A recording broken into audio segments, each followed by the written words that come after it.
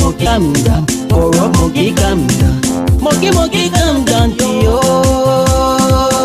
Monkey calm down to you, monkey. Oh soldier monkey calm down to you. Monkey calm down to you. Monkey calm down to you. Once upon the time in the jungle, there lay so many animals and so many trees. During the day, there were no restriction. Anytime, any day, anyone used to corrupt and go stay free in the jungle, yeah. After they realized that everything was good, I said everyone were only after the food. Majority of the people went beyond baboon, and few people went beyond monkey. The headers of the time made a big mistake. After election, the winner made a selection. So the citizen of the jungle was unsatisfied, so they decided choosing another caretaker. Who loves, who care, who has ability, taking care of the monkey. You not able to take care of baboon able. You not able to bust the rata baboon able. Oh soldier monkey calm down, oh monkey calm down. Monkey calm down, oh monkey calm down. Monkey calm down to you. Monkey calm down to you, monkey. Oh soldier monkey calm down to you. Monkey calm down to you. Monkey calm down to you. Monkey chop. Monkey cannot get tired. Monkey chop yo. Monkey cannot get tired. Monkey chop. Monkey cannot get tired. Monkey chop yo. Monkey cannot get tired. Keeping banana and the chop stealing is the error. A Russian is the error. Monkey cannot get tired. Hey, we wanna live life. That's to live a good life. We wanna live life. We wanna live for better life. We wanna live life. That's to live for better life. We wanna live life. That's to live for better life. We wanna live life. That's to live for better life. You not able to take care of baboon able. You not able to bust the rata baboon able. Oh soldier monkey calm down, oh monkey calm down. Monkey calm down, oh monkey calm down. Monkey calm down to you. Monkey calm down to you, monkey. Oh soldier monkey calm down to you. Monkey calm down to you. Monkey calm down to you.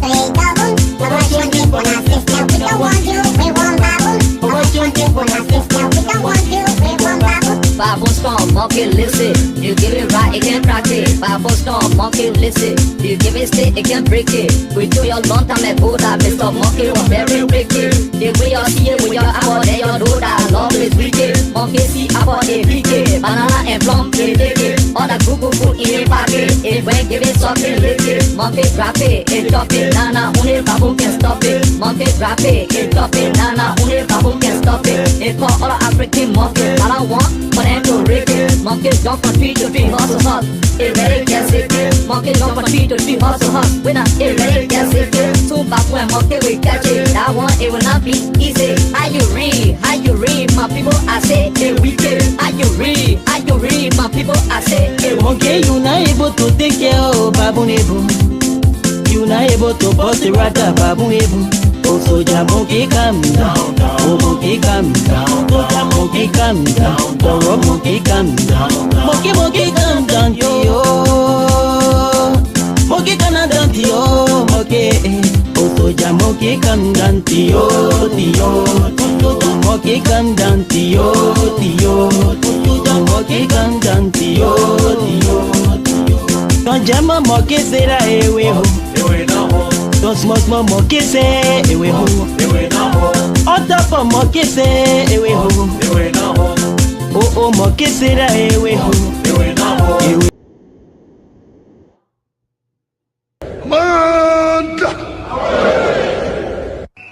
My fellow partisans, today, the day you meet the Menjay, the political savior who has come to take away darkness and shine light, who has come with a solution to our endless problems. He brings better infrastructure, roads connectivity, and better laws for our nation. I present to you the political Menjay.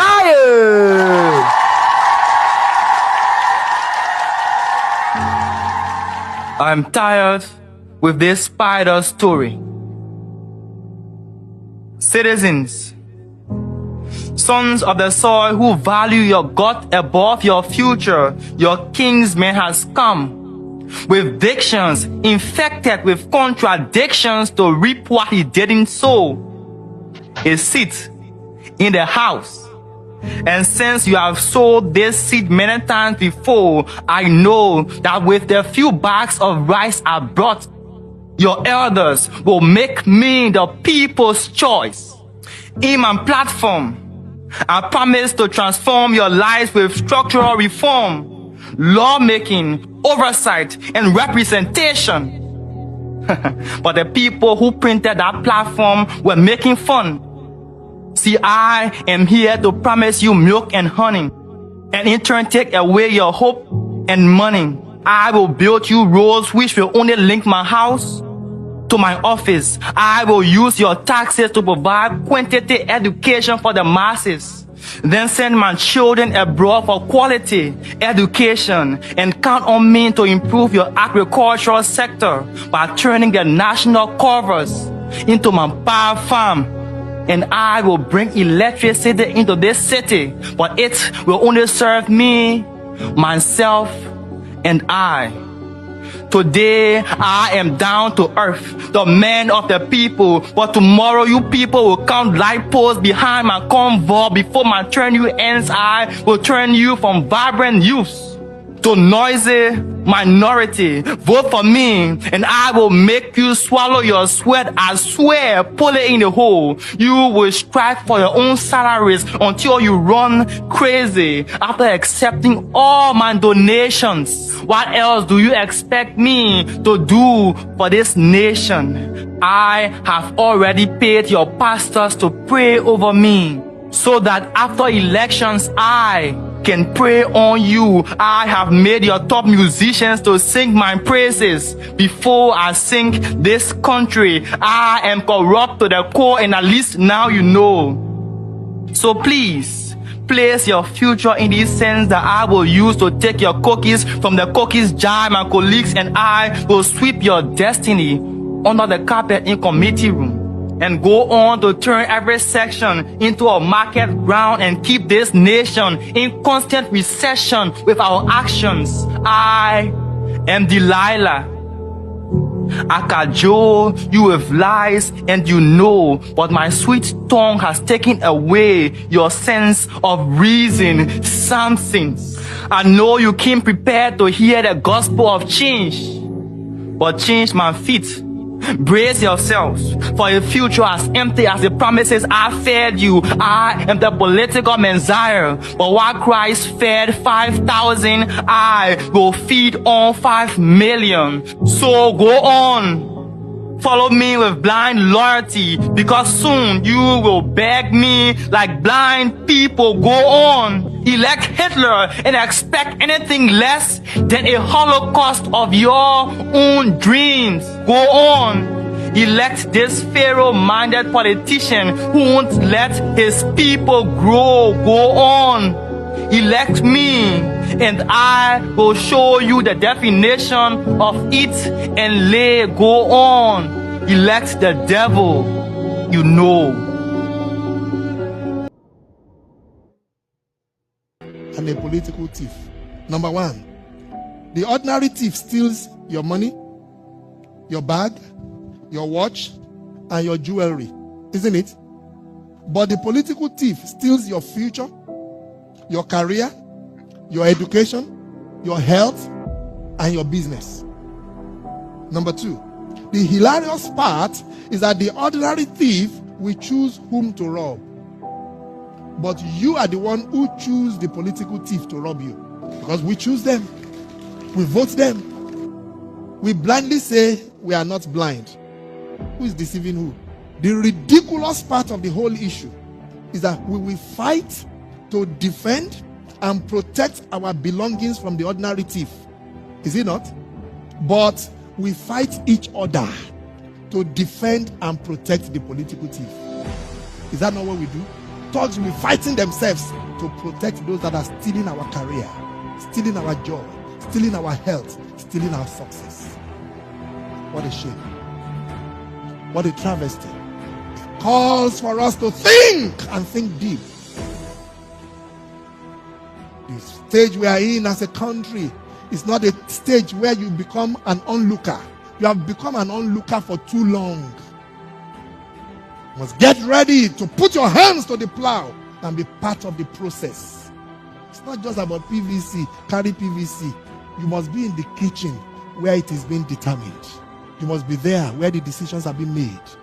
If we are there in our numbers, they cannot outnumber us. But you leave it aloof. Oh, no, it's too dirty. It's a dirty game. And then the dirty guy is getting to the game of play. And you are there not showing up. And when they begin to make the decisions, you will know whether it's a dirty game or not. The result is always dirty on yours. Dirty on your health.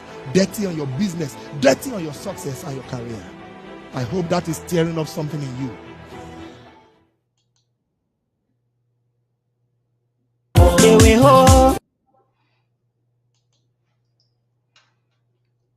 All right, ladies and gentlemen, welcome to a brand new edition of Voice of Sinoe in the Diaspora with Esoteric. Let me see. I want to do a quick sound check here. You want to get a feedback to make sure my sound is good here. Let me see. I want to do a quick sound check here. You want to get a feedback to make sure my sound. All right, good. I have a fabulous sound here. Hey, Otello, how you doing, brother? Welcome aboard, President of Sinoe County, Massachusetts chapter. How you doing, boss? Hey, Ezekiel, how you doing? Welcome aboard, Jefferson, Jebo. How you doing? Others are following. Comment, I will recognize you. All right, guys. Good evening, good afternoon, good night, wherever you find yourselves around the world. Welcome to Sinoe County Premier Platform, the Voice of Sinoe. In the diaspora, we are coming to you from the DMV area. This is our permanent studio now. We just relocated our studio. And so we are in the DMV area. DMV is Delaware. M is for Maryland, and then V is for Virginia. And so our station is now located in the DMV area. We are based in somebody. Okay. How you doing, honey? We are now in the DMV area, and that's where our studio is right now. It's our permanent studio, brand new studio. We are still working on it to get everything set up. Just watching the process. Okay. All right. Good. All right, guys. Please, as you get on, please share the link for us. We would do appreciate it. You can also follow us on YouTube with Voice of Sinoe in the Diaspora with Esoteric. Please, if you go there, subscribe, hit that subscription button, and we will certainly appreciate that. We have a lot of videos out there as well that you can watch. You know, this is the platform you have to be on. A couple of days from now, it will be election in Liberia. And we have our team on ground that will be giving us the raw data from Liberia, from precinct to precinct. You know, so this is where you have to be. Share the show for us. You know, we did our best to share with you. All you have to do is also share with your friends. Subscribe to our YouTube page. On YouTube, again, the Voice of Sinoe in the Diaspora, and you hit that notification button. And that's all you have to do. Now, we have a wonderful show this afternoon coming to you again. This is our new studio. We are coming to you from the DMV area. It's a brand new studio for us, and we are excited. We have been working on this, and finally it's here. We don't have to move again. When we move, that means we're going to be getting another studio somewhere, and that's how we're going to be there. But this is our permanent spot now for the show. All we have to do is get the technicians, the experts around, so that they can put our equipment together, and we will be here to do the job that we sign up to do. Hey, Kuma, how you doing? Welcome on board. All right, so today, for today's show, what do we have for you? I want to say happy birthday to you if you're out there celebrating your birthday. We are here celebrating with you. These elections are very critical in our country. I know we had President Weah for 6 years now, and we have lawmakers as well that we elected, and this will be the test. So President Weah and those legislators that were elected 6 or 9 years ago, and this is the time.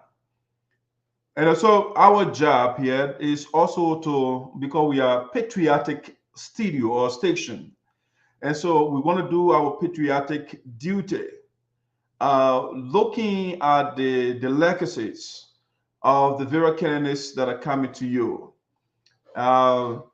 And we'll look at their records as well. And we're going to tell you, we're going to make a deduction from our analysis, right? Well, that's what we do.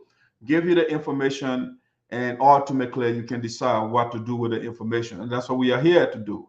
If you are performing, doing the right thing, we are not here to bash people. We are here to give you the laudation, the praises, if you were to do something good. And if you are going on the contrary, of course, we're going to say the truth. So I want to welcome my mentor, Mr. Reverend Nathaniel Gate. Sinoe, how you doing, sir? Welcome aboard. This is our new studio. We are in the DMV area now. All right, so now let's get to what we want to talk about today, or the first thing on the show. So we want to begin with this. It's a breaking news, so I will be right back to talk more about this.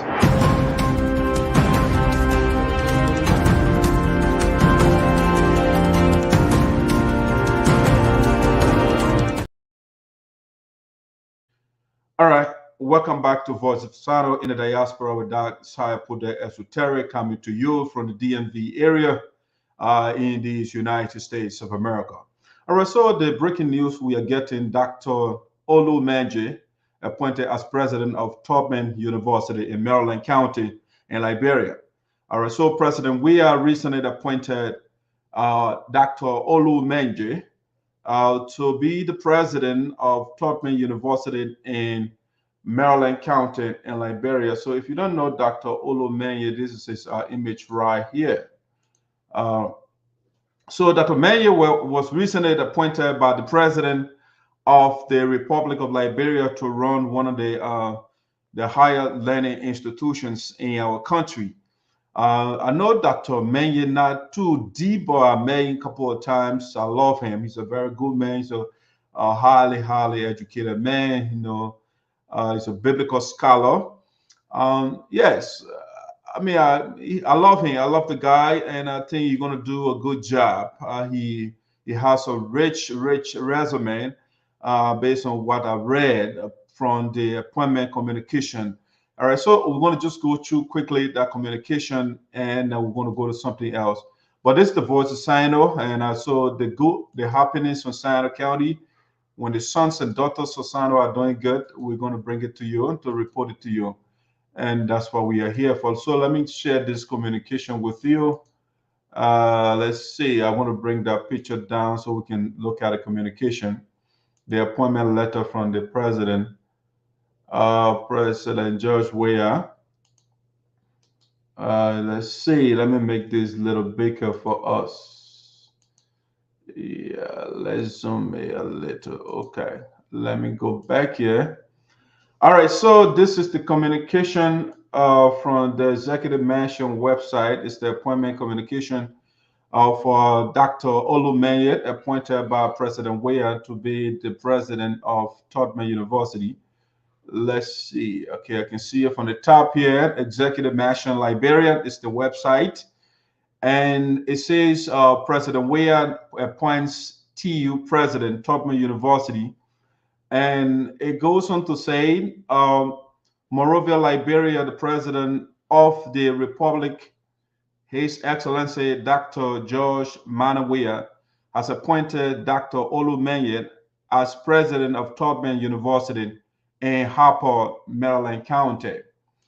It goes on to say, Dr. Mannion, a veteran educator and administrator, will replace Dr. Emmanuel L.S. Ray, who served in a capacity following the resignation of then President Blair Wilson. Okay, I want to read that again. It says Dr. Mannion, a veteran educator and administrator, will replace Dr. Emmanuel L.S. Ray, who served in a capacity following the resignation of then President Blair Wilson. Prior to his appointment by President Weah on Monday, September the 25th, 2023, Dr. Menjay served in many capacities, including the president of the Baptist Convention, vice president of the Liberian Council of Churches, and principal of Rick's Institute. All right, so that's the appointment communication from the office of the president of the Republic of Liberia, or if you like, the executive mansion page. That's the breaking news. Son of Sinoe County, Dr. Menjay was appointed by President George Weah to be the president for Tubman University in Maryland County, Southeast Liberia. All right, so as the spokesperson for the elders and the ancestors, the people of Sinoe County, I'd like to say congratulations to Dr. Menjay. Go and serve the people of Liberia in the Southeast. I'm quite optimistic you're going to do a wonderful job in serving the region of Liberia. You know, Tubman University, I think it's the only university in the Southeast. And so the changes that you carry there will improve the quality of education for the students in that part of Liberia. Okay, again, this is the son of Sinoe County, and we want to say congratulations once again to Dr. Menjay on your new role as president of Tubman University. All right, let's get to something else that we want to touch on today. Are you doing, Lopu? Welcome aboard. Let's see. Now, let me go to a little bit of another national topic here, and it's one of the presidential candidates of Liberia, and there was this exchanges. He had these exchanges with a contributor on Spoon Network, that's Gibson Jerue. So, a presidential candidate with our spouse, Gibson Jerue versus Dr. Moniba. All right, so I saw this. I mean, it was an interesting interaction between Jerue and Dr. Moniba, who is one of the presidential candidates in Liberia. You know, I don't know, it's unconstitutional, but I think as a leader, you have to have your house in order to come forth to lead millions of people. Okay, so I will play this video. And then I will give my thought. If you have any thought to it, again, you are free. There's a number there on the screen you can call if you want to contribute. If you want to come live, please send me the link. I will send you the link. If you want to call through Messenger, you can also do so. Call me to chime in. All right. So, but let me play this quick video from Spoon TV, interaction between Dr. Moniba and Gibson Jerue. Let's see. Let me share this so we can see what I'm talking about.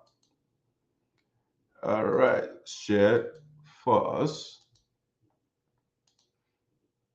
Let me share this quickly. Let me see this. Okay, this is the video right here. All right, perfect. So I will make it a little bigger. I say bigger enough. So let's see. It's an interaction on Spoon Network between the guest Moniba, the man who wants to be our president of Liberia. So let's see this right here. I'm gonna adjust it a little bit. It's a little bigger, I think. So let's see. Let me adjust it. Okay. And I will view it from this angle. Okay, it should be fine, I think. So let's just say play. Let me hit play here. We've gone beyond that. You know, I love the fact that y'all can't find anything on me. So Okay. Thank you very much, Dr. Moniba. Gibson, please. Welcome to this platform, Dr. Moniba. Before I ask my question, do you have a girlfriend? We've gone beyond that.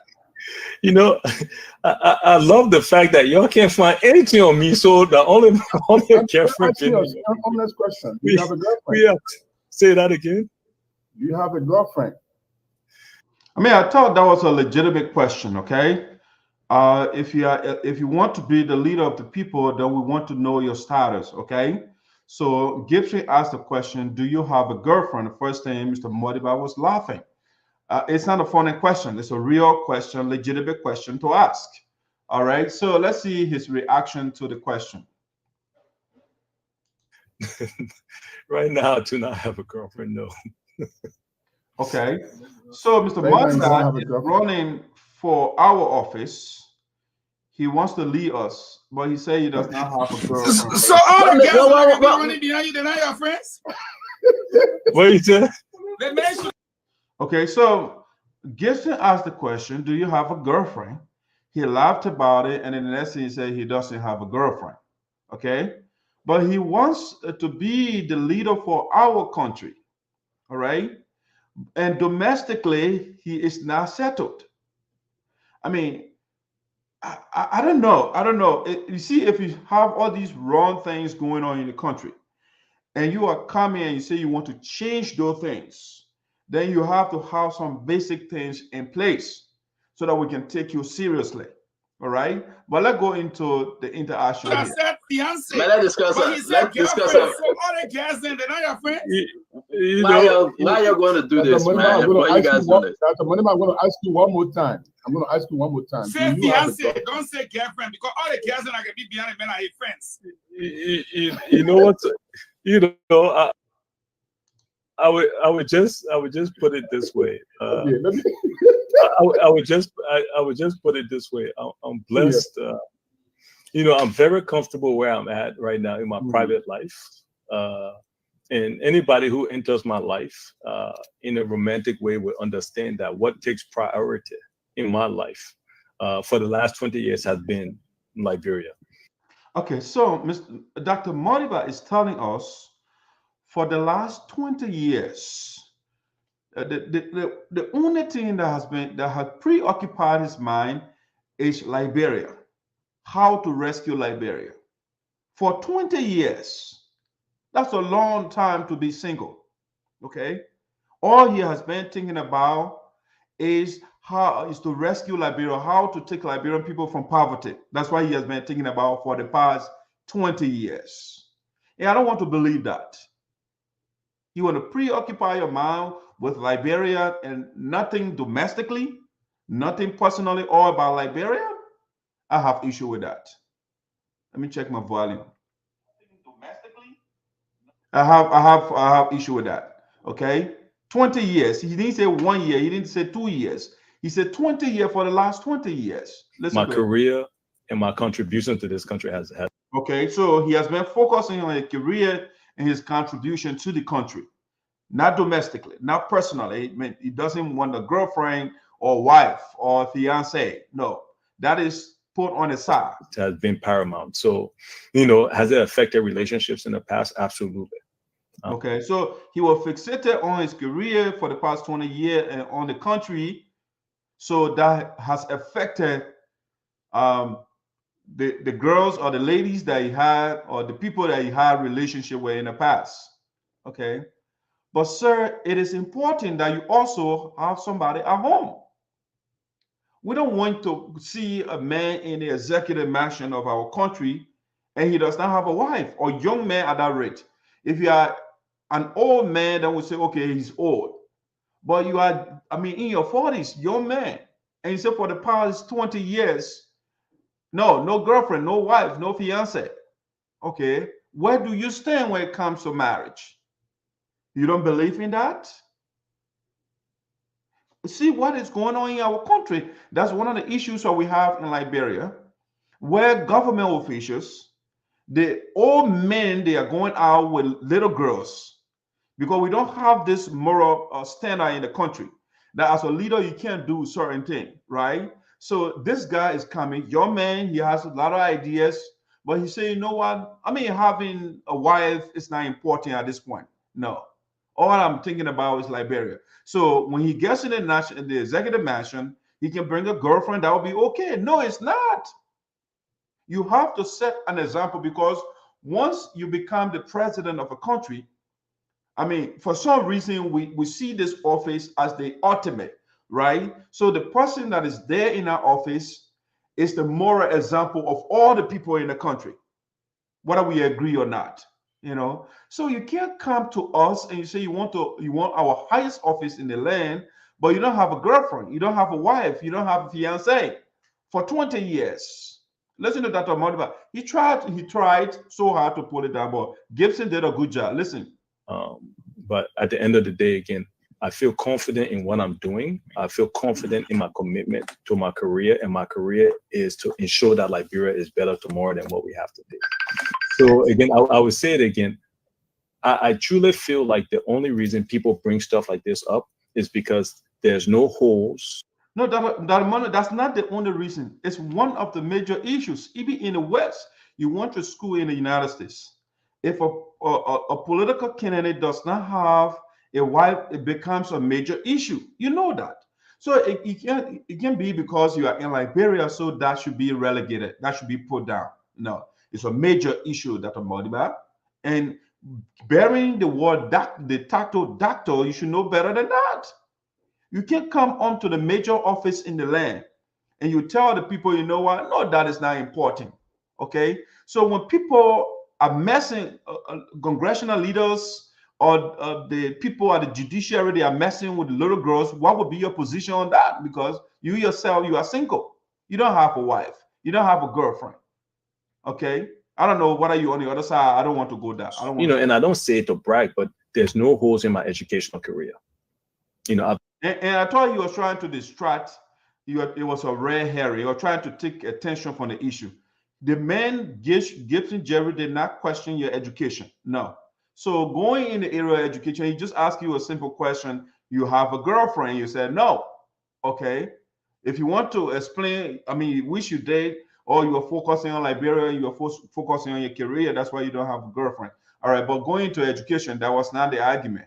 I've been blessed with academic degrees and academic scholarships of 2 masters and a PhD, making me the most educated presidential candidate in the history of Liberia. So the education can be put one side. And then when you look at the experience, and I've talked about serving as a consultant to the World Bank and African Development Bank, the United Nations, Minister of State, Chairman of LEC, head of the President Delivery Unit. So because there's no holes or any corruption or any stigma, then of course, then the question goes to, okay, does he have a girlfriend? So again, I appreciate that, but yeah, my commitment has been the last 20 years since my pa died in 2004. That's when I made the commitment over his dead body. And I can tell people as we were burying my pa, I made the commitment to 2 people, myself and to him, that I would be one of the people to transform this country. Since that time, everything I have done. Yeah, but would you transform the area of, the way our leaders are leading the country in terms of the way we treat women in the country? I went to Liberia 2020 and I saw some of the things like legislators, they are in the club with little girls. What would be your position on it when you yourself, you are not married, you don't have a wife, you don't have a fiance, you don't have a significant other? You know, you don't have that. So what would be your position? What would give you that leverage when you're speaking on it? All right. You just speak on it because you're a president, but you are single yourself. All right. Even though those that have wives already, they are messing up with little girls. What's about you that's single, 40-year-old young man and no wife? Done has been to empower me and enable me to be ready, not only to run for presidency, but to really transform this country. Because being president is one thing, but more important than being president is to ensure that Liberia is better. And so, you know, that's kind of always my answer. So yeah, please, for Gibson, maybe you have, I don't know if you have somebody for me, but they will have to understand again that Liberia comes first. It does not have to have somebody for you. You got to have somebody for yourself before you come to the office. Because when you say you're running for office or for president of a country, guess what? You will be asked all the questions. Or it's not an easy position. It's a very tough position. So when you're coming, don't sidestep certain things.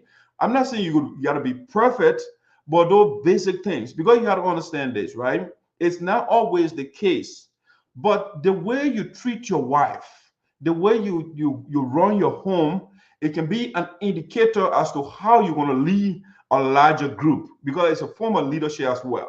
When you are home, you have your wife, and your wife is happy, and your family is happy, it says a lot about you. But if you are a 40-year-old man or highly educated man, and you are single, it becomes a problem. When you cannot keep a woman at home, why do you think you're going to leave 5 or 6 million people? Why? If you cannot stand woman tension, can you stand a national tension?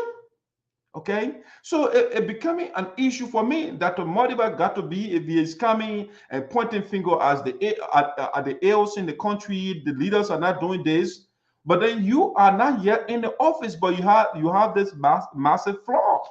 It's a major flaw. Dr. Moniba, in my life as a journalist for all these years, I'm very much aware that one of the disqualifying moral issue is if a man who is becoming your president is not married. You may reject that because you want to be president, but that's is the fact. That is, you know. But why about Madame Sali? So, Madame Sali was a widow. She was a widow. Oh, yeah. Okay. Yeah, still. I don't know what Stinton was trying to speak for him, trying to defend him. That's a legitimate question. I mean, what's about Salih? Salih is not running for office right now, okay? We are talking about Dr. Moniba. So don't take our attention and carry it to other people. Mr. Moniba is the one that is on a hot seat right now, okay? So as a host, your job is to press the man because he is coming to represent all of us. So it's not about other people. It's a distraction. And she still carrying her husband's name. And based on becoming president at the age of 66, there was the possibility that she would get married again. So those I thought Gibson did a good job answering the question. Oh well, she was a widow. She after all, she was an old person, 66-year-old. A man want to marry 66-year-old? I mean, that's the old lady, you know. Those were exceptions. You know, it's so unfortunate that you take, once again, this is what my friend Prince calls garbage politics. No, Dr. Moniba, this is not garbage politics.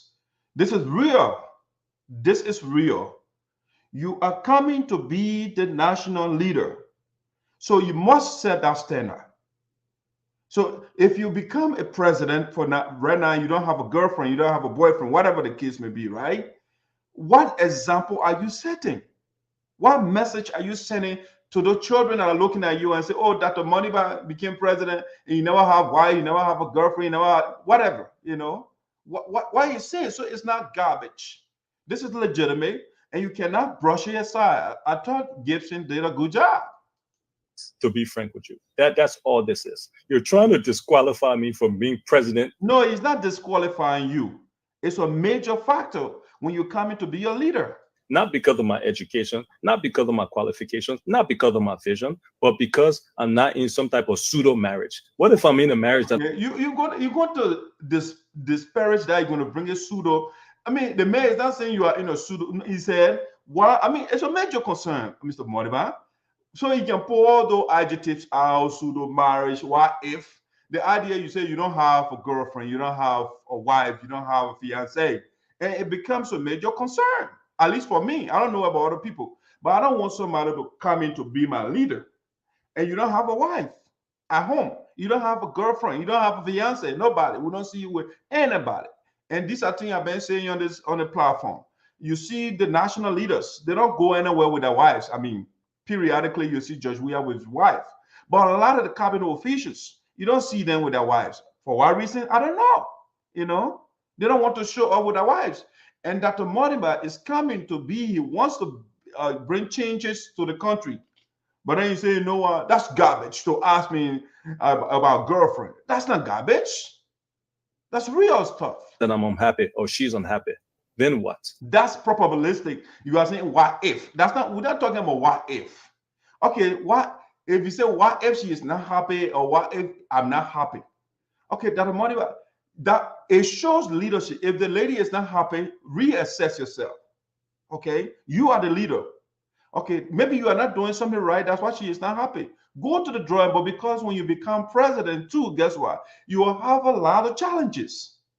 You can, so if you cannot address a domestic problem, you can't address the issue of your wife or girlfriend. What if we are not getting, okay, something is not right somewhere? Just the same way when you get to power, you'll be confronted with a lot of issues. The way you address your domestic problem, at least it gives her or domestic challenges, it gives her an idea as to what kind of leader you will be. Is that scientific? No, it's not. But at least it gives us an indicator that, you know, Dr. Moniba, he had this domestic predicament and he dealt with it. But maybe because of the predicament, you left the people that you had. And now you want to be the leader to come to the bigger challenge or challenges, if you like. So let me ask you, if you think, you know, so this is where now we begin to fool the Liberian people to act like we are really doing them a service. When you start to say one of the moral obligations of somebody is to be married. Yeah, it's one of the moral obligations. It's one, there are multiple, there are many, but it's one of the moral obligations of a leader. You got to have somebody, you have to have a partner. So let's see who is your wife and what kind of wife you have, because that's how we assess you, because it's decision making. Did you take somebody who is a smoker? I mean, we want to know who is around the president or the person who wants to be our leader. We want to know these things.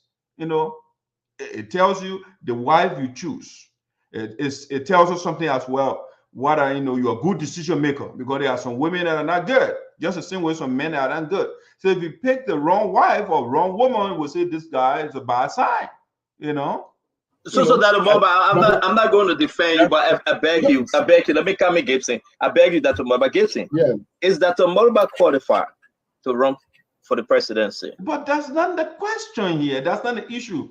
I mean, there are multiple issues here, and one of which is you must have somebody. It's not constitutional, but we expect it from our leader. Everything does not have to be constitutional.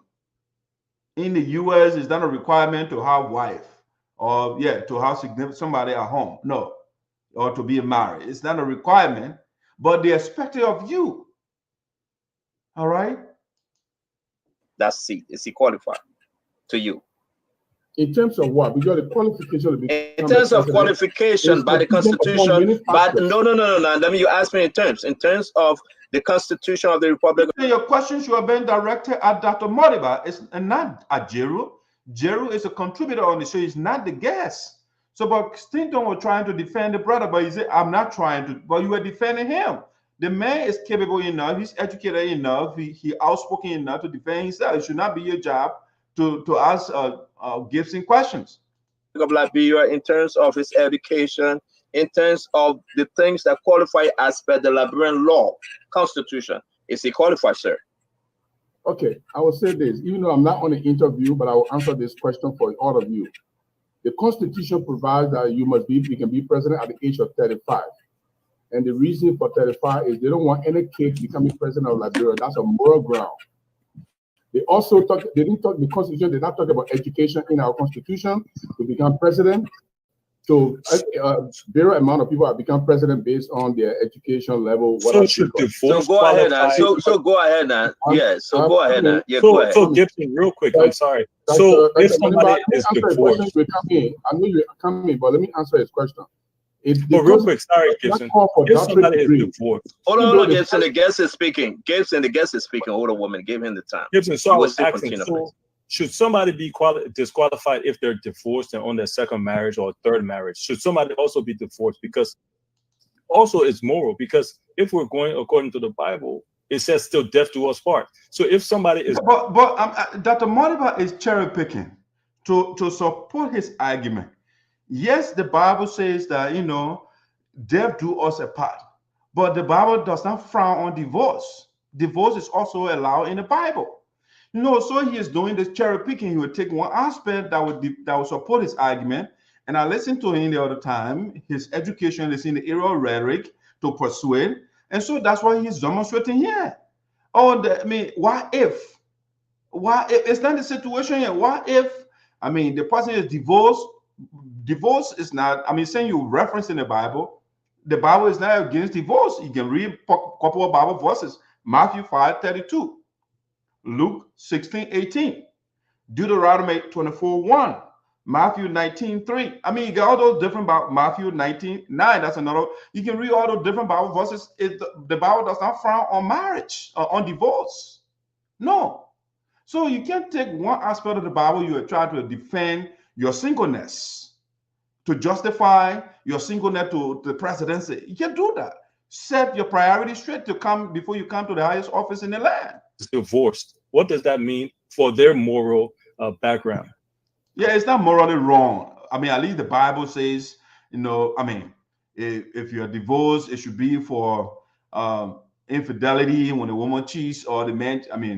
The Bible is against women anyway. So if the woman is not loyal, she cheats on the husband, that's a ground for the husband to divorce her. And then when the husband divorces her, she's not allowed to get married. Those sort of things, So, but let's listen to him. You done? So let me answer a standard question. I'll come to your question. Since I'm not an interviewee, but that's your second question. You're answering very quick. So here is the thing: the Constitution does not say you should be a doctorate degree holder before you be president. So it's not a qualifying issue. So that the Moniba cannot take credit for that. Even Dr. Tibote was doctorate degree holder when he went for presidency. Dr. Tibote had 3 masters. So he's not the most highest person that ever went for presidential presidency. All right, so that's a good comeback over there. So he refuted what Dr. Moniba said, that he's the most educated person in the history of Liberia. So Gibson said, no, you got 2 masters and 1 PhD. And Dr. Tibote, he has 3 masters and a PhD. Okay, so that fact, demonstrating that fact over there. Tibote is. He had 3 masters and 1 PhD. He had 2 masters and 1 PhD. So let's go ahead then. I don't know what role Stanton was playing here. Was he trying to defend Moniba? It looks like it. You couldn't give Gibson a chance to speak up. Education is not a qualifying issue. He is 40 years old. Is marriage is? But marriage is. Marriage and he passed the threshold of the 35. So he can qualify. So is he qualified, Gibson? Thank you very much. Don't so can we go ahead now? Don't put words in my mouth. No, Gibson. Stanton was hijacking the conversation. You give Gibson the opportunity to speak up, but you are doing the job of Dr. Moniba. That's what Stanton was doing. All right, give the brother the opportunity to speak, and let Moniba defend himself. Praise, hold on. We got a guest. That Gibson got it. I don't have time for you. When our guests come here, we don't interfere. So Gibson, ask your question. You are making your guest to look simple. That's disrespectful. Gibson, ask your question. Gibson, ask your question. So the problem is that Moniba, the issue of marriage is not a constitutional requirement, but it's a moral requirement. We don't expect a president of ours to go into the executive mansion and bring a girlfriend or fiancé as our first lady. That is a moral decadence in our political system. And if you don't want to accept that, the public is hearing it and they will judge you by you, whether you're right or I'm right, they will judge you, but it is right. Gibson, you are right. Dr. Moniba is in the wrong here. He's wrong. You must have your domestic activities together before you come to the highest office in the land. The people will be asking you. You will be the leader for 5+ million people. All right. So if domestically, if you can't get that straight, brother, it becomes a problem. Morally, it's a diminishing factor on you. I would expect that you'll be married and you are qualified as an educated man. So what's your question? So what's your question? Yeah, what's your question, Gibson? Stop it. Don't disrespect. Okay, so that's the issue. That's the engagement there, back and forth. I thought that was a legitimate question for Gibson to have asked the presidential candidate, but unfortunately, it looks that Stanton had a soft spot for Dr. Moniba, so you're trying to defend him. But these things, they got to be addressed, and that's some of the issues we have in our country. People come to office, they don't have certainty in order, and they are telling us they're bringing reforms to the country, and those things got to be addressed. They got to be addressed. You can't come to be a leader when people that are in power right now, they are messing with little girls, but then you yourself, you don't have a wife, you don't have a girlfriend, you say you're single. Okay, where do you stand on marriage then? Are you for male or are you for female? Because right now the war is crazy. Where do you stand? Are you for homo? Are you a bisexual? Are you a heterosexual? You have to tell these. We got to know where you stand on these things. But it wasn't clear. It wasn't clear. A 40-year-old young man, highly educated, he does not have a fiance. He does not have a girlfriend. He does not have. That's strange. Something is not right somewhere. Something is amiss. All right, and I like the fact that Gibson brought it up. Okay, let's move on to something else. I thought that was a good engagement. Let's go on something else that I want to talk about. So let's see. This one is, let's go to Sinoe County. Let's go to Sinoe County. And the two, according to Titans, the political Titans of Sinoe County, Milton Teahjay and Dr. Matthew Zarzar, they met on campaign trail. And so we want to share that interaction with the two of you. But before I play that, it's a breaking news. That's something very significant happened in our encounter. I'll be right back.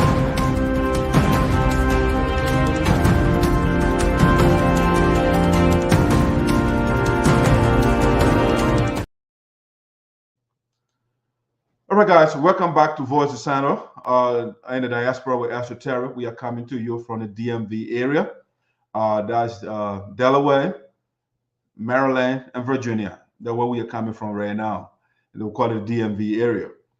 All right, so it said the breaking news that we want to share, Senator Milton Teahjay extolled the virtues of Dr. Zarzar and called Crayton Duncan a menace.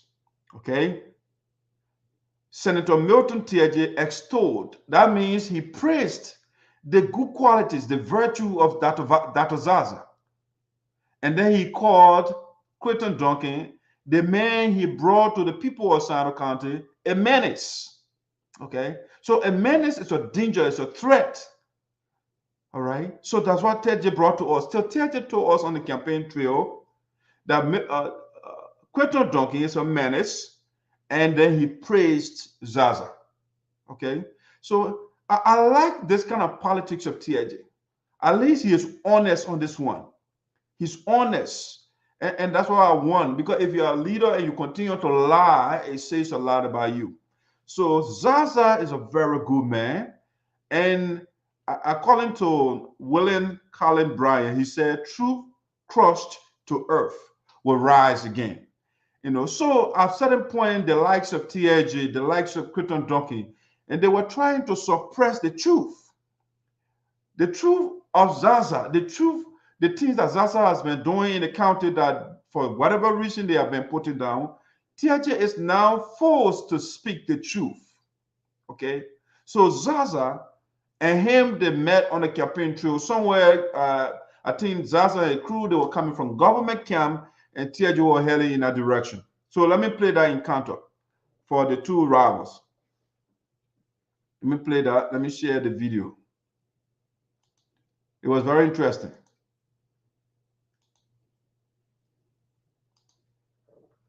All right, let's see. Let me view it from here. Let me make it bigger. Let me isolate myself, put myself in the corner there, and see the interaction of Senator Milton Teahjay and Zarzar on the campaign trail. You see what happened? Let's see. Make this bigger.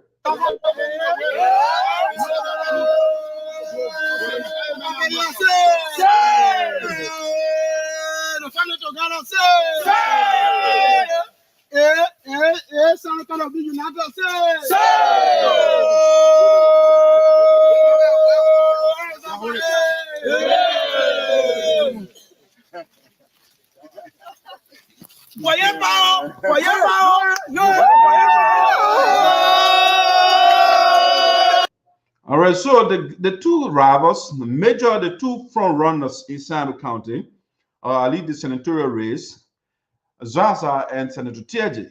I mean, for some reason, because of Mr. Zarzar's moral stance, you know, the way he held Teahjay accountable. So because of that, Teahjay hated Zarzar. But now he is compelled. Let watch.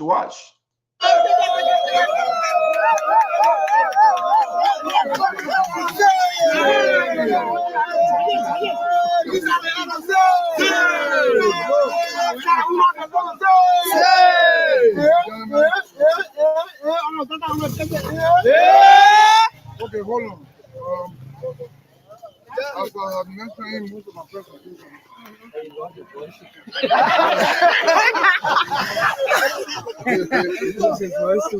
Zarzar has been running a very mature and dignified campaign.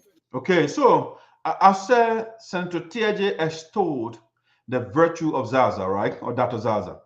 So his first statement there, Dr. Zarzar, Honorable Zarzar, has been running a mature campaign, right? And that's what Zarzar has been doing over the years. He's highly mature. He's highly clever. I mean, sophisticated. He doesn't go personal. He always deals with the issues. And that's what Zarzar has been about. So Teahjay is now telling Zarzar has been running a mature campaign. Listen. I hope too that we have been equally running a campaign of peace. Yeah. No, Senator Teahjay, you can't jump from that and you say when you and Crayton Duncan are insulting each other. You know, you can't say, I hope to we ourselves, we have been running a campaign of peace. No. Yes, you are not attacking Zarzar personally, but you and Crayton Duncan, both of you have been cussing each other out. You are leaders. Whether you like Crayton Duncan or not, or Crayton likes you or not, the both of you are setting a bad example for the county because you are on campaign trail and cussing each other out and calling each other names. So on that point, you don't get it. You can't say, oh, I hope myself too have been running a campaign of peace. No, you have not. On the point of Zarzar, you correct, but Crayton Duncan, you guys are cursing each other 24/7. The only menace, you know what they call menace is a council. Okay, so Crayton Duncan is now a menace, a danger, a threat. The man is perilous to the unity of Sinoe County, to the economic growth of Sinoe County, to every aspect of Sinoe County. Milton Teahjay is telling you, Crayton Duncan, the man he once brought to the people of Sinoe County. He brought a menace to the people of Sinoe County. That's what he's telling you. I brought a danger. Somebody who is polarizing to you. The man in the Liberian House of Representatives for the past 6 years, he did nothing for the people of Sinoe County. No one bill. He has not represented the people. He has not provided oversight to the people of the people of Sinoe County. Listen to Teahjay. The only menace we have, and even though I reported, he said the only menace. Guess what? Teahjay himself is a menace to the people of Sinoe County. He is very, very dangerous. He the one gave birth to Crayton Duncan. Okay, Crayton Duncan is not the only menace in Sinoe County. The greatest menace in Sinoe County or the Republic of Liberia is Milton Teahjay. Why?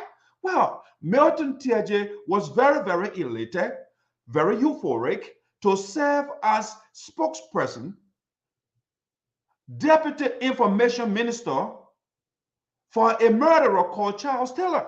He served on Taylor happily, knowing what Taylor did to the Liberian people, what Taylor did to us. So in that sense, if a murderer is around and the murderer say, come and represent me, and you represent it, you become the spokesperson, you are a menace. Teahjay is a menace. Teahjay served as superintendent of Sinoe County for 6 years. What did he do? He stole our development money. He was declared guilty for corruption. He's a menace to the people of Sinoe County. Citizens of Sinoe County, over 300, were sent for confirmation. Teahjay denied the people. He refused to sign. He was the co-chairman on the committee that's supposed to give the citizens of Sinoe County jobs. Teahjay said he's not signing for the people to get jobs. He's a menace to the people of Sinoe County. Teahjay made companies to leave Sinoe County. As a consequence, people are unemployed in Sinoe County. He's a menace to Sinoe County. The man was giving money, over 10 million United States dollars, to undertake 74 projects in Sinoe County. He abandoned all the projects. Teahjay is a menace in Sinoe County. He was giving money to electrify the biggest city in Sinoe, which is called Greenville. The project is called Greenville Electrification Project. Teahjay abandons Greenville. Where's the money? Teahjay is a menace to Sinoe County. So when he says Crayton Duncan is the only menace, no. He is the major menace. He is next to, or Crayton Duncan is next to him. He's the father of division in Sinoe County. Listen to him. The man was calling a district in his county. The people had the opportunity. The unemployment rate in the country is astronomical. People, citizens of Sinoe County, had the opportunity. And Teahjay was calling a district in his county buckets because of tribalism. This is the man's a menace when he calling other people menace. Listen to him. Yeah, I said, okay, baby. I see the Matthew Zarzar took Duncan more to America. Okay, he's telling you now, he's giving an account of how benevolent Zarzar is. Zarzar took Duncan's mother to the United States. That's why he just said, listen. He took Duncan himself to America. Duncan himself came to the United States through Zarzar. Teahjay is telling you that. He was living with a mother. Matthew sent him to school in his pocket, the little thing he could afford. And today when you get on radio talking about Matthew, you don't know Matthew. Somebody who put bread in his mouth. Okay, this is the man that Teahjay brought to us. This man is ungrateful. He is called an ingrate. Teahjay is telling you, so he was selling this man like he is flawless. But now Crayton Duncan is biting him now, so he's telling the people Crayton Duncan is a terrible man. So I said, this gentleman is nothing but just somebody who doesn't deserve. So I've been saying that review on that campaign. And let me say this to you in your presence. This election is between you and me. It's not between Duncan and you or Duncan and me. And the Sabo people are clear. On the Sabo side, they're crying, Nimia. So he says Sabo people, they call it Crayton Duncan Nimia animal. I haven't heard any Sabo people call it out Nimia before, animal. Okay, so it says Sabo people on the Sabo side, they clear, they call it Crayton Duncan Nimia. Okay, let's see what the crew people say. We, the crew children, are the ones still referring to him as COD. Yeah. So they said the crew people are the ones that still hesitating to call him COD. It's okay. But like I keep saying, this county is our county. And we'll do all that we can to protect this county. Sure. We will not give it to somebody that will try the first time who failed us. And that's why. Okay. So he said Crayton Duncan failed us. They tried him. But him, Teahjay himself, he was tried as superintendent. He failed. Or if you like, you go back to Taylor time. He was tried as information minister. He failed. All the money, they took all the money to Weah Flowers. Him and Taylor, they used to divide the money. Go look at Tayo. Look at Sinoe County. Nothing we benefited from all the looting that went on a Taylor. No. He failed us. He failed us as superintendent. And he failed us as senator. He sponsored a bill, the only thing that Teahjay could think about was to sponsor a bill to legalize rape in Liberia. Okay? To legalize rape in the country. When somebody rapes, all you have to do, go to the court, you pay money, and you go back in the community and rape that same person, or you rape another person. That's what Teahjay could think about after 9 years in the Liberian Senate. So Teahjay himself failed. He failed the people of Sinoe County. And you got a couple of days for today to make the correction, to make sure, because Teahjay is now telling you Zarzar is better than me. He's better than Crayton Duncan. So it's up to you to put Teahjay back or to put Crayton Duncan there. But I don't think you want to go that route. Because when Teahjay cannot perform after 9 years, after 6 years as superintendent, and after 3 or 4 years as information minister for Taylor, what else the man has? He's done. But he's telling you Zarzar is the right person. Listen to him. Thank you so much for the presentation here. Let me tell you. Hey! When you're sitting down and you see our own people, you are.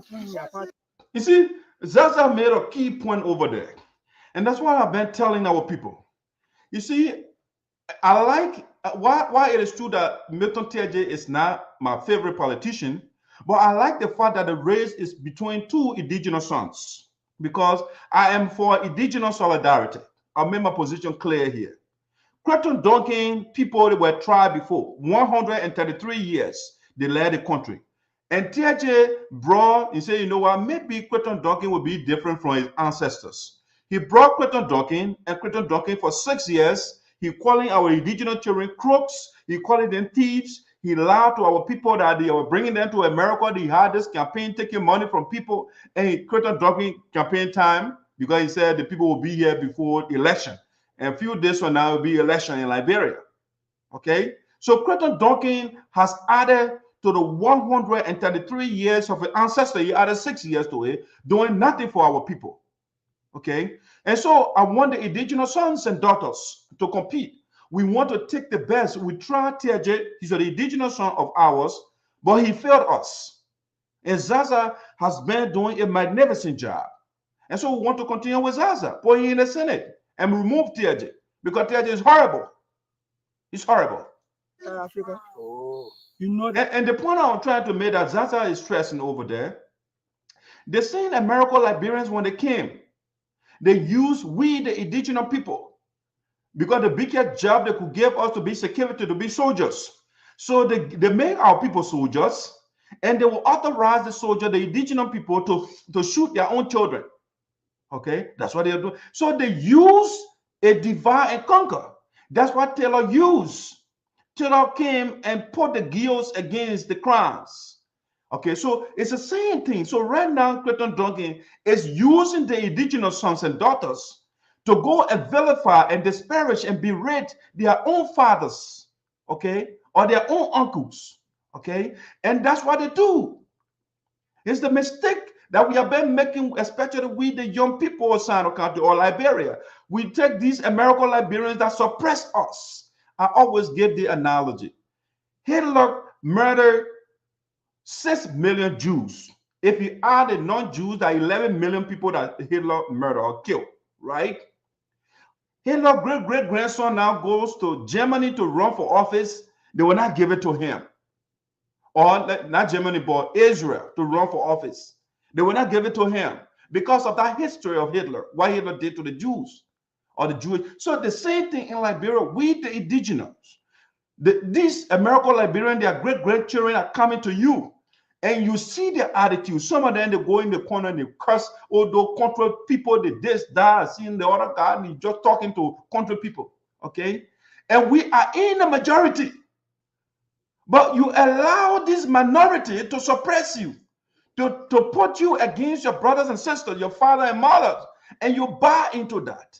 I would say that you are in the office of an American Liberian man called Crayton Duncan.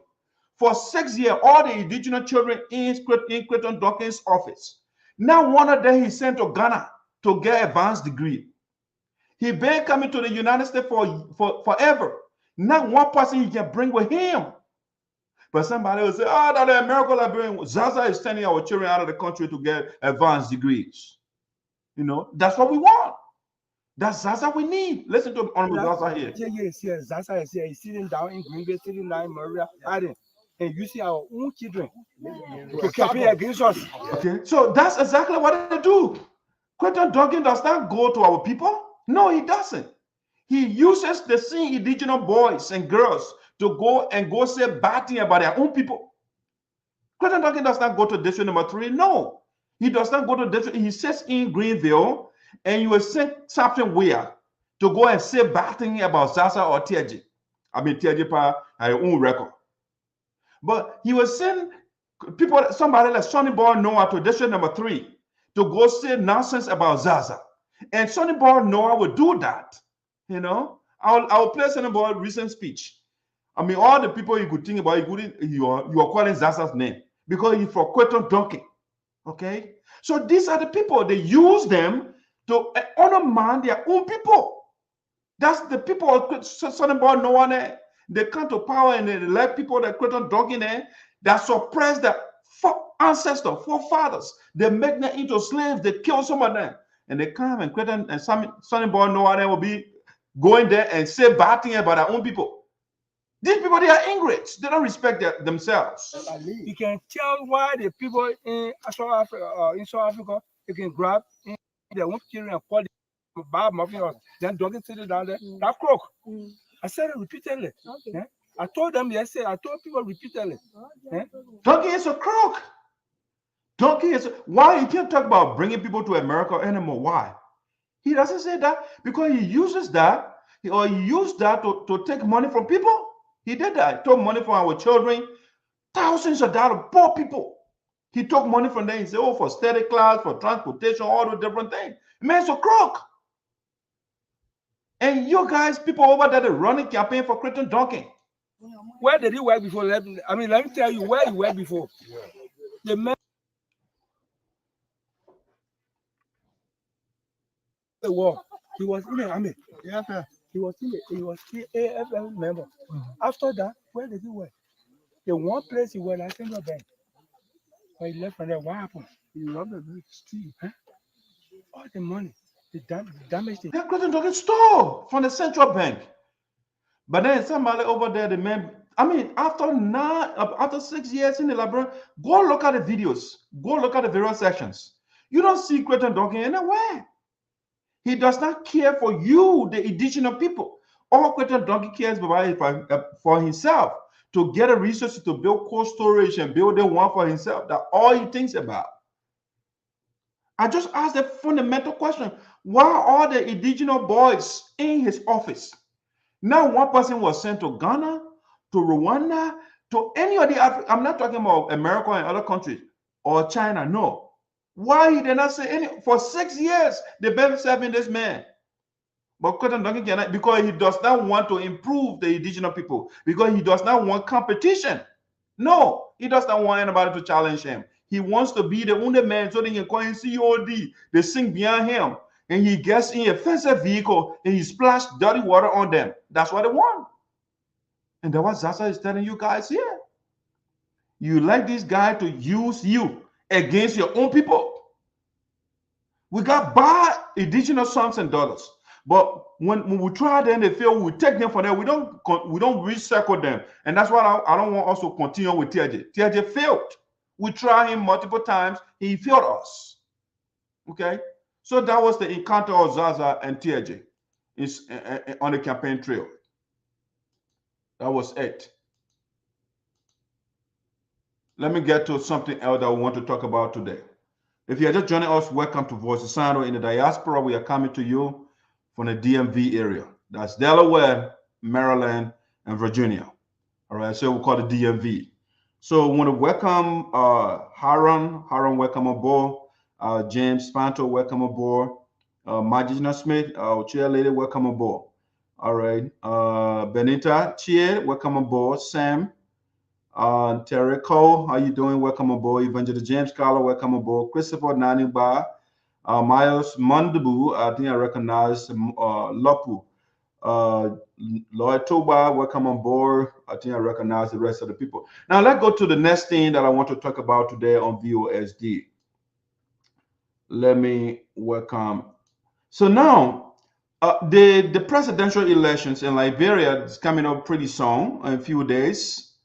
The U.S. government is closely following the process, okay? And why I'm cautiously optimistic about American intervention. I mean, I'm cautiously optimistic, right? Because America, she appears sometimes to be in the interest of the people, and not necessarily the case, you know. But I think her intervention in the case of Liberia is good, right? The election, because we want a free and fair election, you know. And so I like the posture of America, the way America is getting involved in the process to make sure that the winner actually wins, you know, or goes into the office. Because we don't want so another person wins and then somebody will manipulate the process, you know. So I like the fact, because a lot of the time when these guys, with the cause trouble, they run away, they come to the U.S. to sit down. That's what they do, right? So the U.S., the ambassador, one of the officials, they had issued a statement the other day, and they gave a warning to anybody who will undermine democracy in Liberia. Anyone who undermines the democratic process in Liberia will be they'll issue visa restriction. You will not enter the United States, the same way they did to some government officials in Sierra Leone. And that's why the spokesperson of the U.S. So let me play this quick video, and we'll go deep into Sinoe politics. We got other interesting videos that I want to share with you. Don't go away. All right. So then look at the statement from the United States government. It gives me hope, because I don't think Judge Weah will want to rig the election, because when he does that, he has a lot of resources. His family, they got properties in the U.S. I mean, he doesn't want to be stopped from coming to the U.S., right? So I'm optimistic that Judge Weah will make sure that the election result is given as is. If Baka wins or if Gonglo wins, whoever will win the election will be announced. If Weah wins, if the Liberian people, they want the man to buy a helicopter for himself, they can put the man back there. But I like the fact that the U.S. is saying something, because we want leadership change in Liberia. At least for me, I don't know about other people, but I think we have to change the current leadership in Liberia, especially the executive level. All right, now, so let me play this statement from the U.S. Let's see.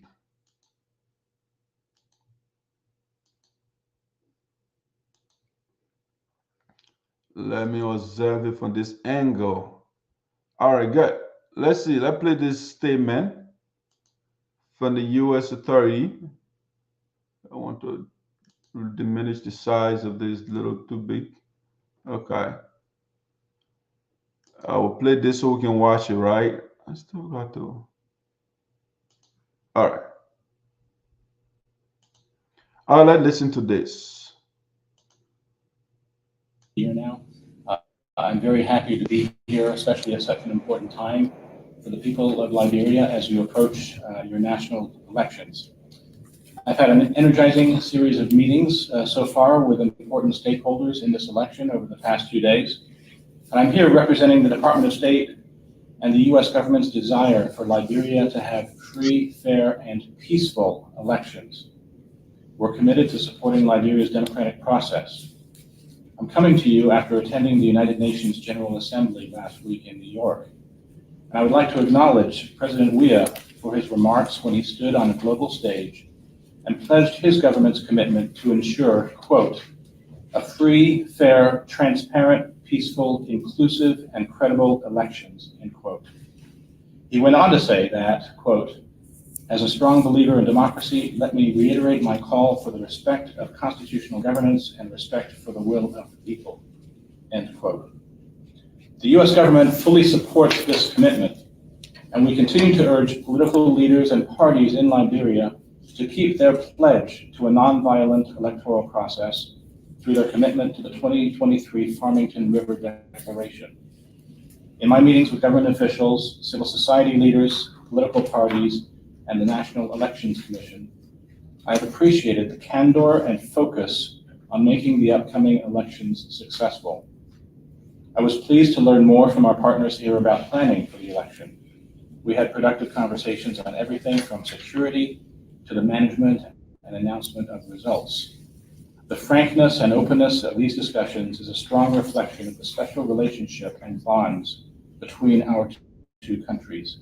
And I was encouraged to see so many Liberians working diligently to ensure the free and fair conduct of these elections. And we witnessed the packaging of voting materials in a warehouse, the staffing of the data center at the NEC, and the training of up to 30,000 temporary workers who are going out to the polling places to manage the elections. We were very impressed by the preparations that we've seen so far. To further support those efforts to advance democracy in Liberia and around the world, many of you know that yesterday, my secretary, the US Secretary of State, Antony Blinken, announced a new visa restriction policy under Section 212A, subsection 3C of the United States Immigration and Nationality Act, also known as the INA. Under this policy, the United States will pursue visa restrictions for those believed to be responsible for or complicit in undermining democracy in Liberia. Okay, so that's a strong statement over there. Okay, anybody who want to undermine the democracy in Liberia will be issued visa restriction. In other words, you will be sanctioned. You will not leave. You will not enter the United States. Okay, and that's a good statement for Liberia because we see America to be heavy, right? And so Liberia, I don't want to be stopped, especially Judge Weah. Judge Weah has all the properties in the U.S. He wants to come here anytime. And so I'm sanguine that Weah will not tamper with the election, right? His family, they live all the way here. Because when they're doing that, they are not going to put in sanction on you, but that includes your family, all right? When it's issue visa restriction, that goes to your family as well. I don't think Judge Weah want to put himself in that situation. Or all those that have people here that participate in the election, if you do anything to undermine the electoral process, the U.S. government is saying they will issue a visa restriction. Now, undermining democracy in Liberia, what do I mean by that? This can happen in a variety of ways. It can happen through the manipulation or rigging of the electoral process. It can happen through the use of violence or... Okay, so you cannot rig the election. You cannot use violence because that's undermining democracy in Liberia. He's giving you the ways now, right? To prevent people from exercising their rights to freedoms. So when you use violence, right, then you are preventing people from exercising their rights. Association and peaceful assembly. They can include the use of measures designed to prevent political parties, voters, civil society, or the media from disseminating their views or engaging in any other activity designed to improperly influence the outcome of an election. Okay, so you can actually stop the media from speaking out the truth, and do different things. So he's telling you those things that you can't do. Certain family members of such persons may also be subject to these restrictions. Okay, so if you engage into that, not just only you, but your family members too will be subject to the visa restriction that you're talking about. Visa restriction policy, which I will refer to as the 3C policy in short, will apply to specific individuals, and it is not directed at the Liberian people or the government of Liberia. The decision to impose visa restrictions reflects the commitment of the United States to support Liberians' aspirations to have free, fair, and peaceful elections. My first visit. All right, so that's a strong statement over there from the U.S. government, and I hope that the election will be conducted free and fair, and nobody will do something to stop people from voting. All right, we want a free and fair election in the country. Whoever wins, whoever the people they vote for, becomes the president of the country for the next 6 years. So we like the intervention of the United States in this case. People can cause problems and then they run away. They come to the U.S. They come sit down. No. So U.S. is saying If you have any plan to sabotage, to undermine the Liberian election, you and your family will get visa restriction. It's not on the government of Liberia, it's not on the Liberian people. It is called targeted sanction, okay, or sanctions will be put on people that undermine the election and their family members. You can't leave to come to the United States. All right, good. Now let's move on to the next thing that we want to talk about. Again, you are following Voice of Sinoe in the diaspora. We are coming to you from the DMV area. That's Delaware, Maryland, and Virginia area. All right, let me go to the next thing that we want to talk about.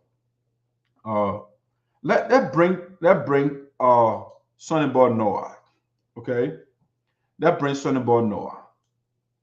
And this, before we talk about it, I will be right back.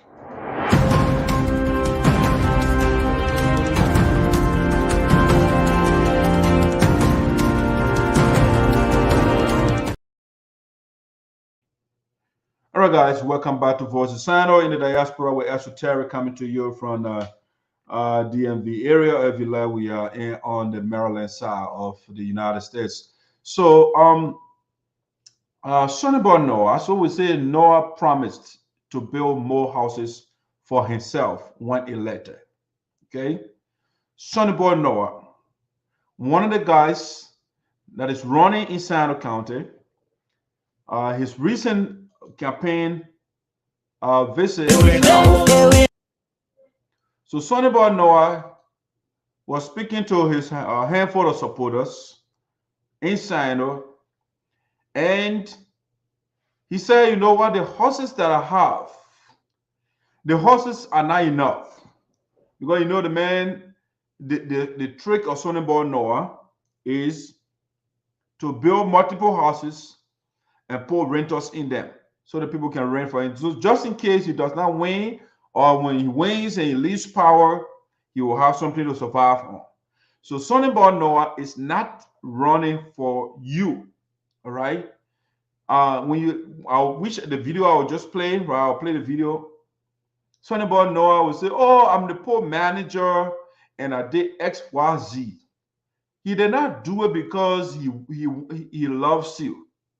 He did it because he wants something from you, okay? It's quick proof code, something for something. So Sonnyboy Noah, when he said, oh, I was a poor manager, I'm not a lawmaker, but I did this for you. And so that's why you should vote for me. Because he wants you to repay him for what he did for you, all right? You are repaying Sonnyboy Noah. Sonnyboy Noah did not do it for you, willingly, he not because he loves you or your children. He wants something for you, and that's why he did you a favor. That's why he bought you a baby diaper. And so for the baby diapers that he gave you, Sonnyboy Noah is saying, you have to make me representative. Okay? Even though I have 25 years to be at the Port of Greenville, but I don't want 25 years. I want 6 years because I want to go to the Capitol building. That way we can make the budget, so I can be part of the budget making. So that I can put enough money in the budget for myself. So I don't want to be at a port where I don't have access to, how the budget is made. Because the lawmakers, they make their own budget. And I want to be part, so I can put enough money in the budget for my projects, for my real estate project, so I can continue on that. So Sonnyboy Noah, he went to Sinoe County recently. He's in Sinoe right now, moving from town to town, village to village, and telling people how he wants to build more houses. Let me play the video. Don't take it from me. All right? And I will point out some lies from the video. Sonnyboy Noah is a big liar. And I don't like liars. And that's what Teahjay myself, we don't get together now alone. That's why I don't like Crayton Duncan. They lie to the people. You got to be honest. And I'm not surprised that Sonnyboy Noah is a liar. He's a liar because he's a mentee of Teahjay and Crayton Duncan. So I'm not surprised that Sonnyboy Noah is lying to our people. But my job here is to point out the liars, to expose people. When you do it good, I praise you. When you do something genuinely from your heart, I can know. And that's why all these baby diaper that Sonnyboy Noah is giving to people, I don't give it credence because he wants something in return for it. And that, I don't praise those kind of things, So let's play the video. Sonnyboy Noah recently in Sinoe County and telling people he wants more buildings for himself, more houses for himself. What he has right now is not enough. Sonnyboy wants more houses. Listen to this. Let me play them and view it from my screen here. Put myself in the corner.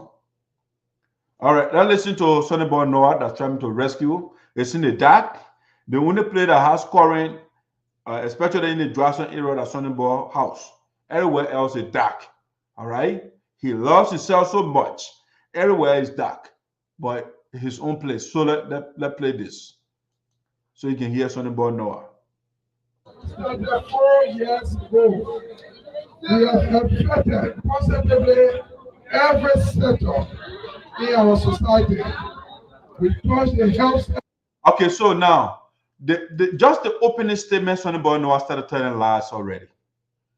For the past year, he said, or 6 years, I think, he has touched every sector.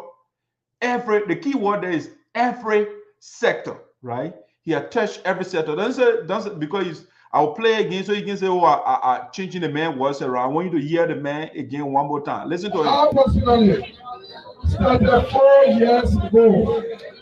We have affected positively every sector in our society. Okay, every sector for the past years. He has touched every sector in our society. Every sector. That universal word, when you say every, nothing is excluded. So Sonnyboy Noah, he said he touched every sector, right? Okay, then listen to him in his own words, see whether you would name every sector in our society. See, these are the lies they tell. The health sector. Okay, that one, he touched the health sector according to him. Buying an ambulance for the district. Okay, he bought ambulance for the district. That's all car, Toyota truck, 1944 Toyota car or Jeep that Sonnyboy Noah took to the Mandingo people. They changed the engine over 5 times. You got the first engine they put there. They tried, it couldn't come on. They put another one there. Like 5 different times. All Toyota Land Cruiser. He bought that thing. He was rusted. So the Mandingo people he carried there, he paid less than $50 US. They pinned it for him. And they put a name on the, ambulance, the row on the ambulance. That's why since Sonnyboy carried that thing, since how many months ago or years ago, you can't see that vehicle moving anywhere in Sinoe County. That's why he's running on now in Sinoe. You carry an ambulance for almost 2 years in Sinoe County. And we don't see the ambulance taking anybody to the hospital. But you go there and run campaign on that. You bought ambulance. See the car Sonnyboy Noah is driving. He's driving Lexus.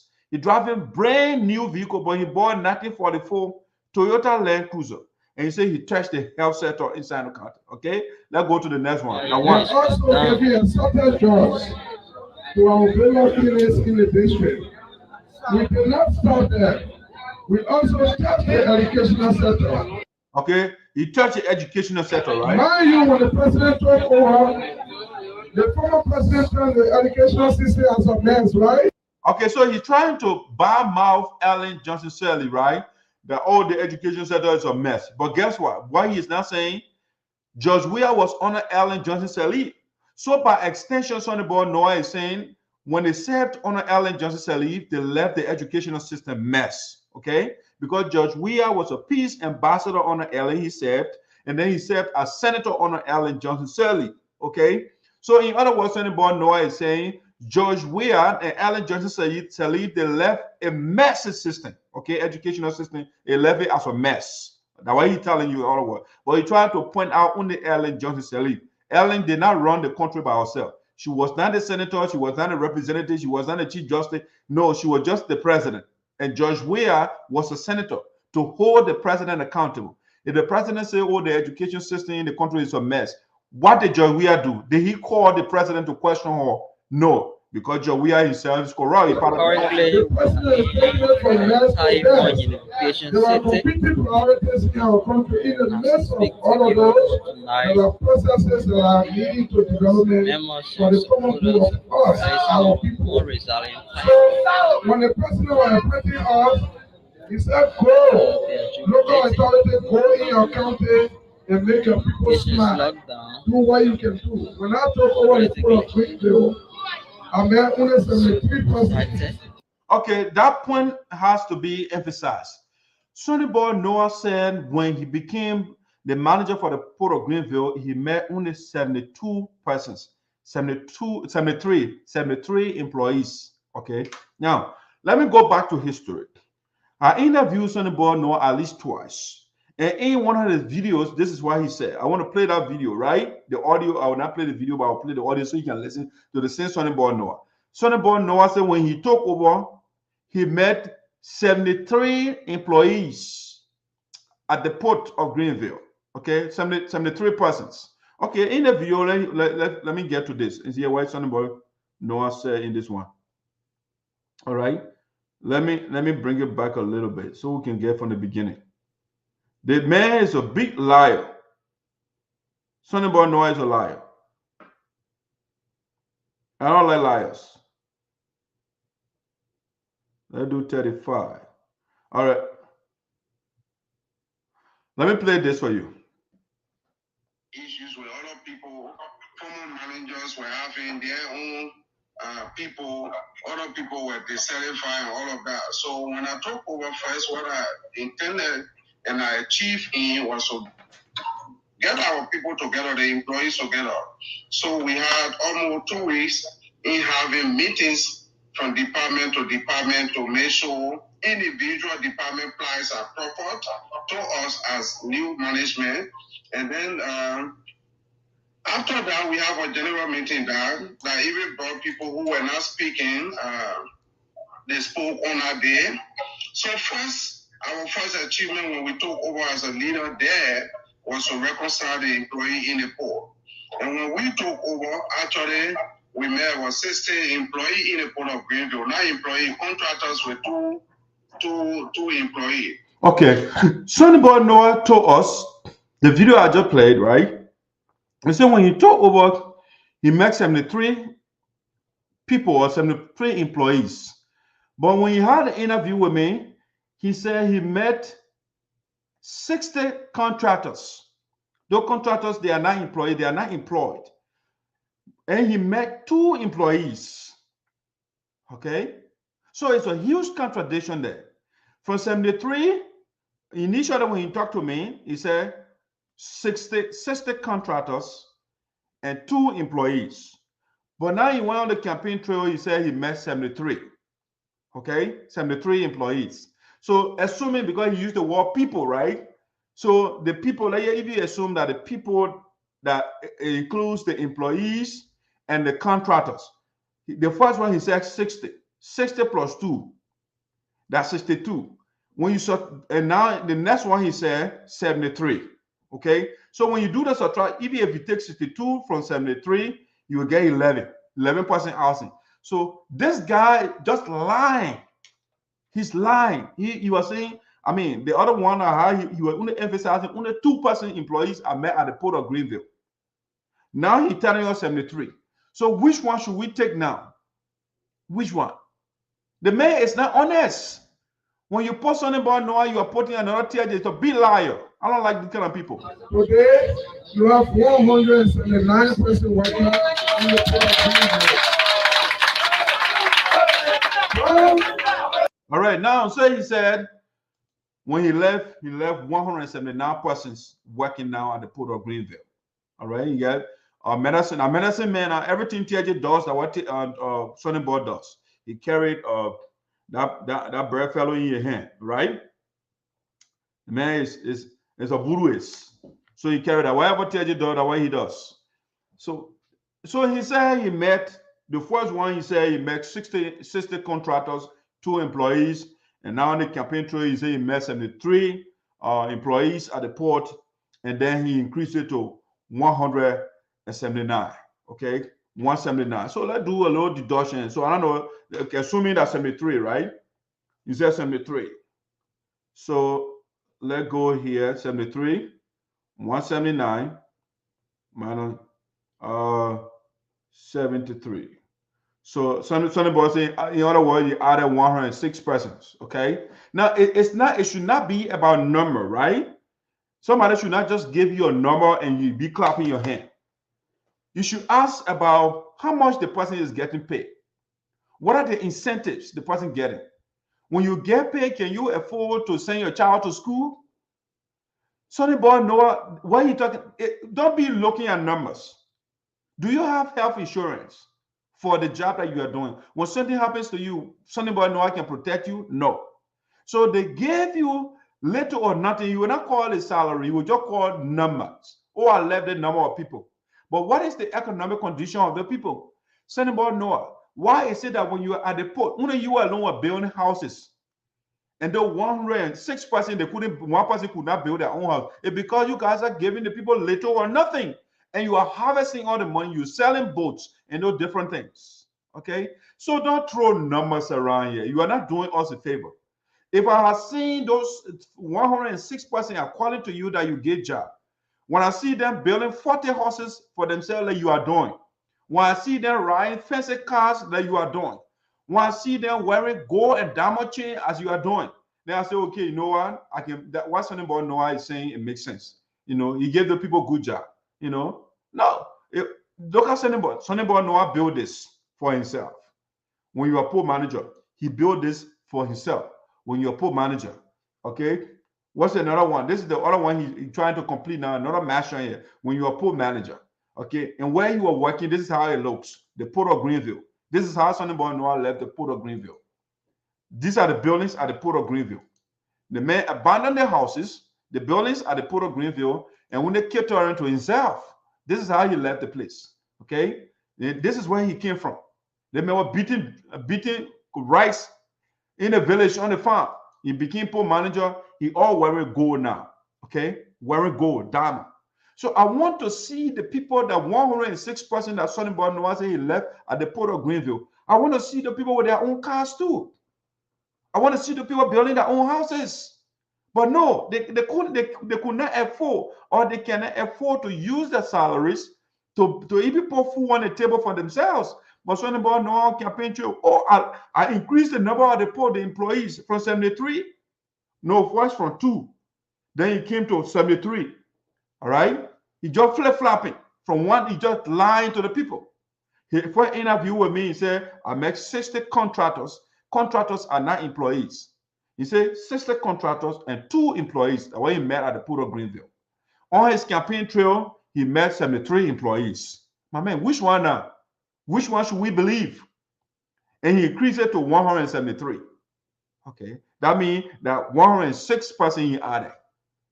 Okay, Sonnyboy Noah, it's not about numbers. It's not about just giving numbers out. Can those people afford to build this that you build for yourself? Can they afford that? Those people, can they afford to build this that you build for yourself? I want to see them too with this. Okay, then you are talking Sonny. When they are sending their children out of the country too, they're sending them in America just the same way you took your child from Liberia and you send the child. I want to see those people doing the same thing too. But it's not good for you, you know. But you go there and run campaign on those things that are nothing. Nothing. Sonnyboy Noah saying made, like 20 to 40 trips to the US, but he did not bring one person with him. Not a single person from the Port of Greenville he brought with him. No. Everything is about him. When he coming, they will bring to the airport and sing for him, airport manager. When he goes by, they go meet him. But you can't bring anybody like Crayton Duncan. They got the same philosophy. They don't bring anybody. It's about them. They want to be celebrated. So listen to Sonnyboy Noah. Now he come and tell you, I just show you some of his houses. He come and tell you he wants to build more houses. Listen to him.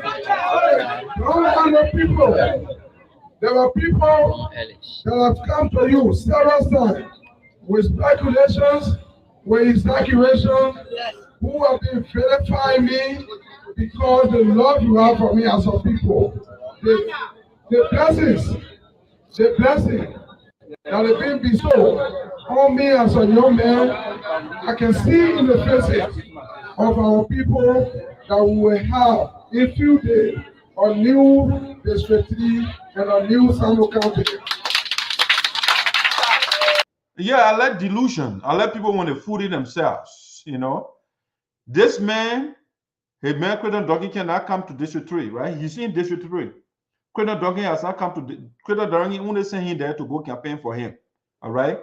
He is campaigning in a district. He wants to be a representative, right? To district number 3, the men are gold men, men shining people. From over here, you know, the men switch. The men all gold now. Okay? The men are gold men. You and Crayton Duncan, they running competition with gold. Okay? That's what they do. I want to bring the photo up here so I can pull a picture in one place. Okay? So Sonnyboy Noah, yeah. He building houses for himself. When we started, people thought we were joking. When we started, people thought we were joking. So sorry. Since 2021, I've gone from town to town. We have finished from towns to see 102 houses in the district. We did not stop there. Okay, let's give it to Sonnyboy 102 houses. What is the population of Sinoe County District number 3? All right. He's saying give 102 persons, is 102 persons houses he roofed in Sinoe County. Okay. We'll give the 102 persons that Sonnyboy helped and see whether that will make him a lawmaker. Okay, we'll see. 102. You go in your town with 20 horses and you will take one house from there, and you expect the rest of the people that did not benefit from you to go and vote for you. Yes. So they're not wrong with our people. And besides that, Sonnyboy Noah is only giving you zinc or he giving you baby diaper because he wants something from you. He's not doing it willingly. He's not doing it because he loves you. Sonnyboy Noah is doing fishing. He's a fisherman. He put the worm on the hook so that he can get more fish. That's what he wants. That's why he gave you baby dapper. That's why he gave you Chinese zinc that he's running campaign on right now. He has no plan. He will tell you, say, I will have no plan. When they ask him, what is your plan for Sonnyboy Noah? Let me play that video. Let me listen to it. Y'all listen to him.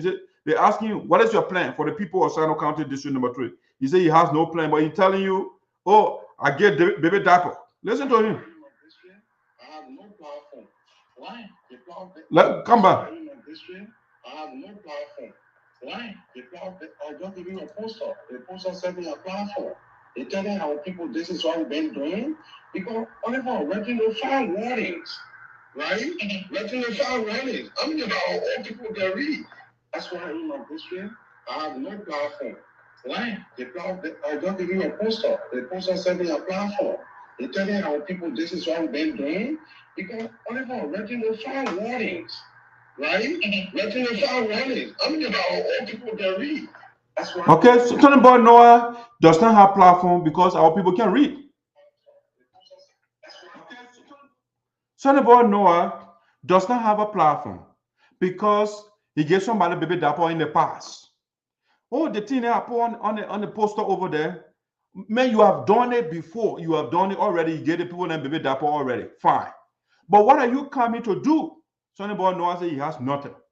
Because our people, our elders, they cannot read and write. So he does not have to have a platform. Okay, Sonnyboy Noah, you can explain it to us. When you read it, saying you the book, man, don't give it to our old people then to read it. Read it to us. Or better yet, give it to somebody who can find somebody who can read so they can read it to our old man and papi. I can do that for them. But no, Sonnyboy Noah say the baby dapper that I gave before, the rotten mattresses that chain in that he himself cannot sleep on, that's what he running on. But you done it already. You're running on something that you already. We're talking about what are you about to do now this time around? What are you going to do with poverty? What are you going to do with the issue of health care? What are you going to do about the roads? What are you going to do? Sonnyboy Noah saying our people can read, and so he has nothing to offer us, but he wants our position. Listen to him. And I know our people very well.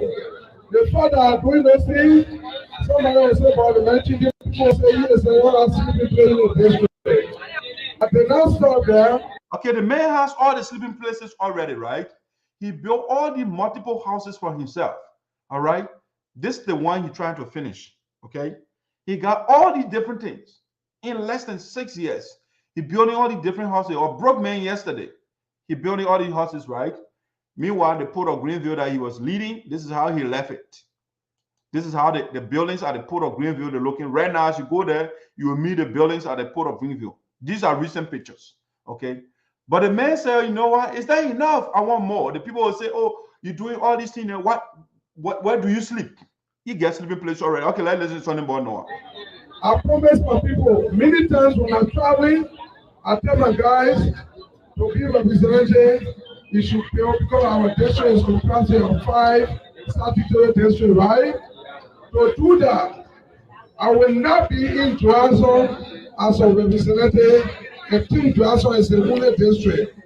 So I've gone from district to district, asking the people of the districts to give me land to build my houses. So Sonnyboy Noah has been going from district to district, asking people to give him land so he can build his houses. Okay? He's going from district to district. Sonnyboy Noah is not going from district to district to know the condition of the people, to know the plight, to know what is going on with the people. But he's going from district to district, asking the people for land so he can build houses. Think about it. Think about what Sonnyboy Noah is telling. He's going from district to district, from town to town, from village to village, from city to city, asking people for land so he can build his houses.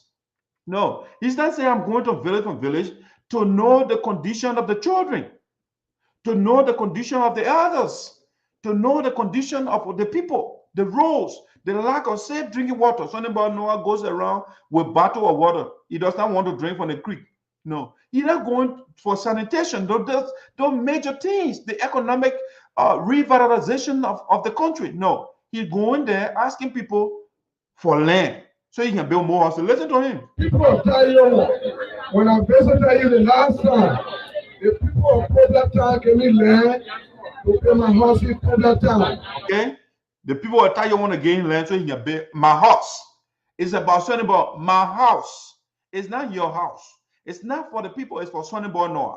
And I want to pronounce for you tonight, by November of this year, we'll start our house and we'll be dedicated on March 15th. Okay, so October will be election, right? After election, November, Sonnyboy Noah will be dedicating a house.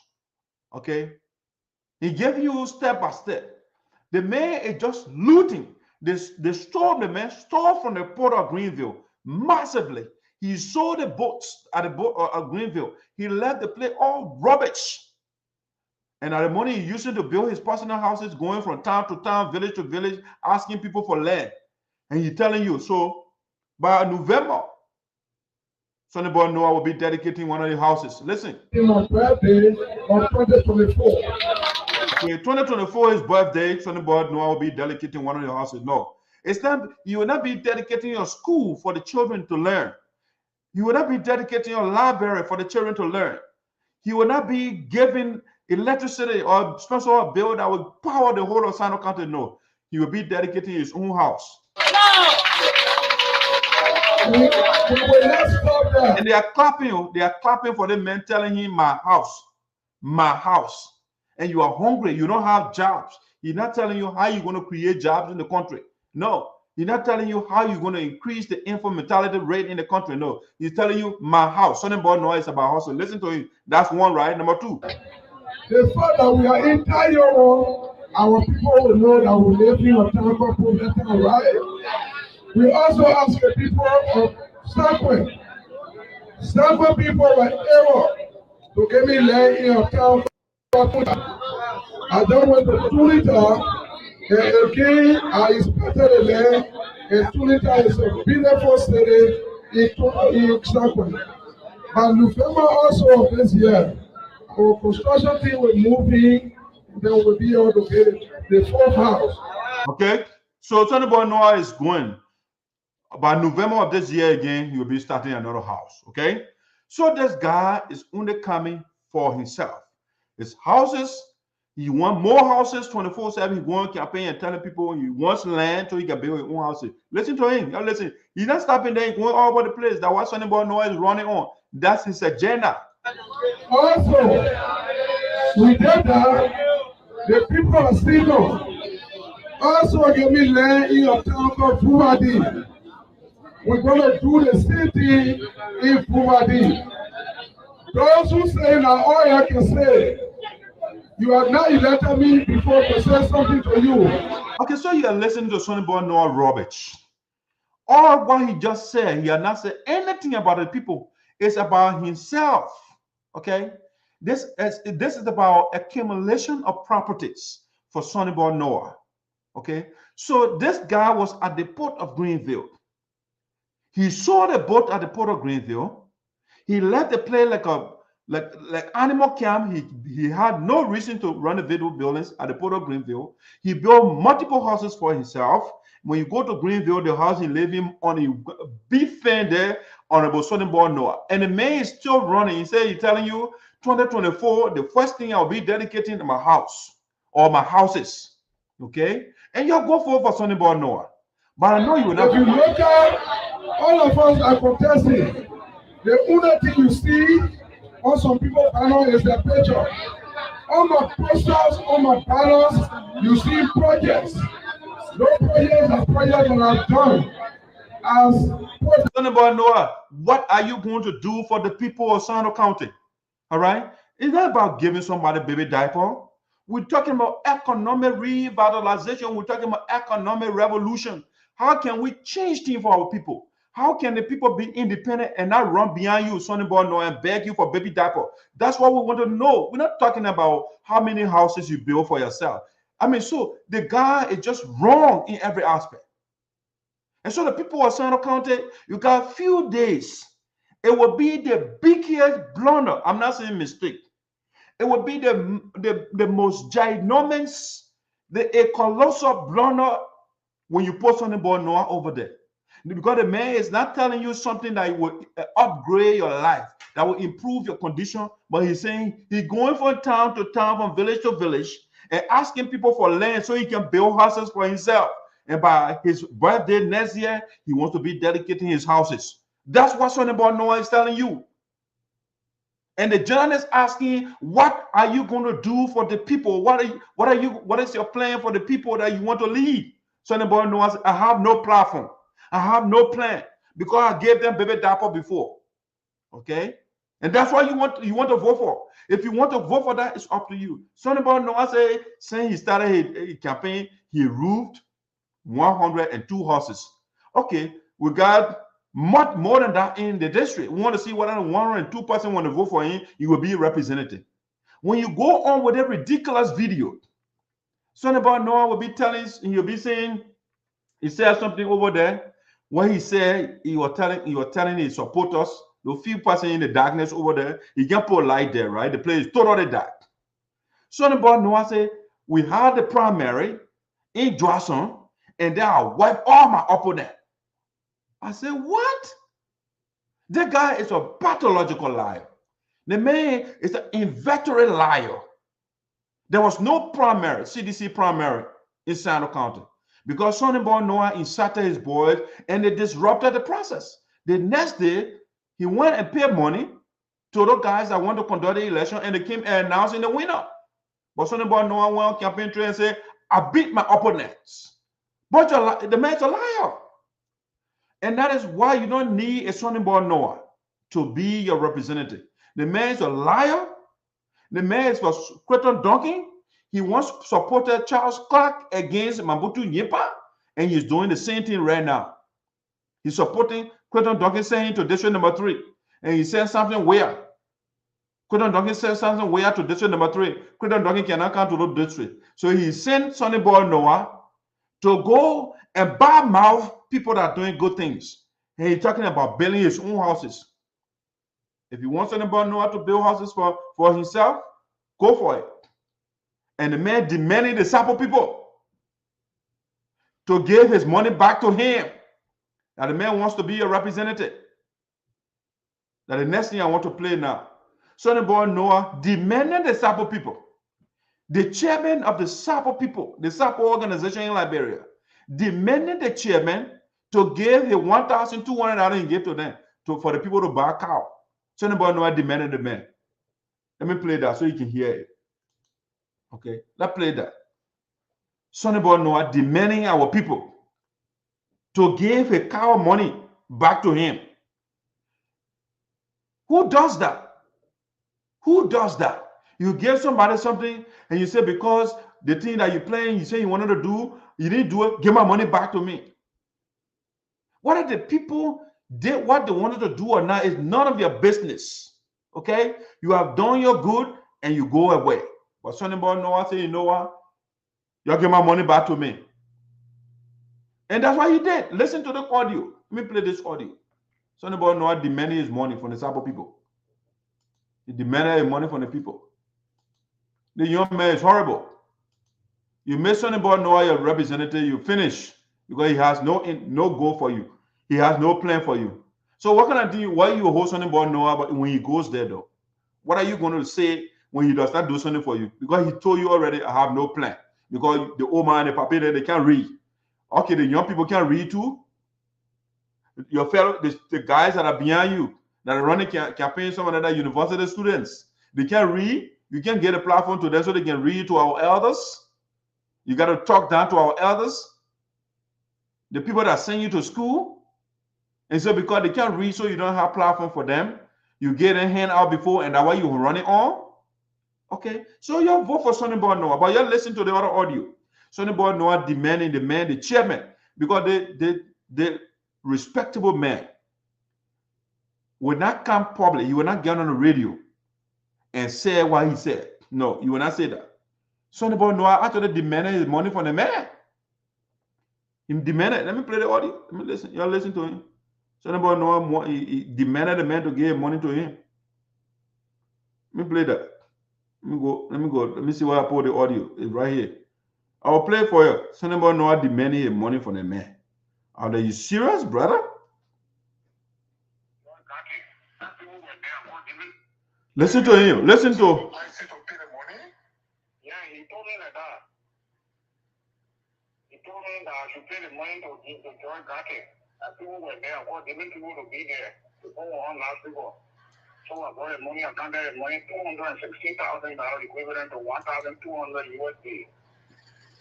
I want to pay at the beginning receipt. So traditionally, a lot of people are confused. That money you received was for a cow. Yeah. Okay, it was for a cow for a dialogue, and a dollar was held. Then why get the money back? Why you ask for the money back? Well, nobody give me money. I'm not giving money. If you want money, I'm give it back to me. I'm not giving money. The man demanded the money from me. He said he wanted money over 2 times. He sent Puerto Rico to me here. So for us, more money, business, someone can't tarnish my reputation. Sonnyboy sent Puerto Rico to the man that is talking. I think his name is Farley. To give his money back. Imagine that. Sonnyboy Noah demanded his money back from the man. He said, "You'll give my money back to me." Listen to him. The man said you didn't want cow, you wanted money. And he called me. That's why I said, when I go my house, I will send the money to him. He said, okay, when I leave my house, call him. 2 times here, I said, we'll talk. So he said, this money, you're going to give the money to Sonnyboy, to Joy Gatti on my behalf. So I said, okay. And Joy Gatti called me and said, the man said, you're going to give me your money. So I said, okay. I called different people that money when you went to me. 2 people were there.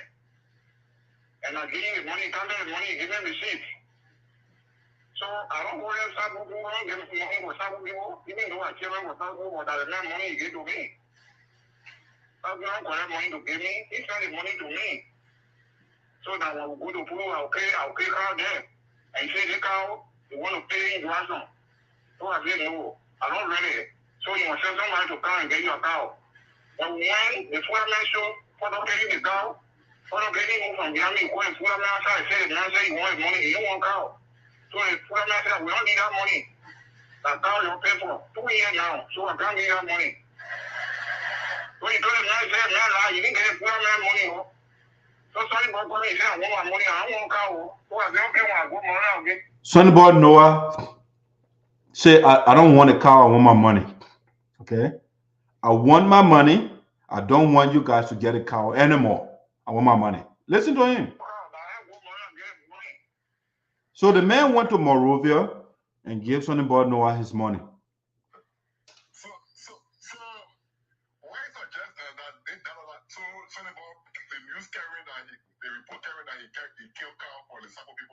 a dollar. So does it mean now no cow? I mean, he give any cow now? Oh, you didn't get cow now. You lie now. No cow therefore. You know, go to put the cow. Okay, that's why we didn't say we buy a cow. Okay, Father Wilson himself will be giving cow now because Sonnyboy Noah got his money back. He demanded the man to get him. Listen, the man will use that word demand. Listen.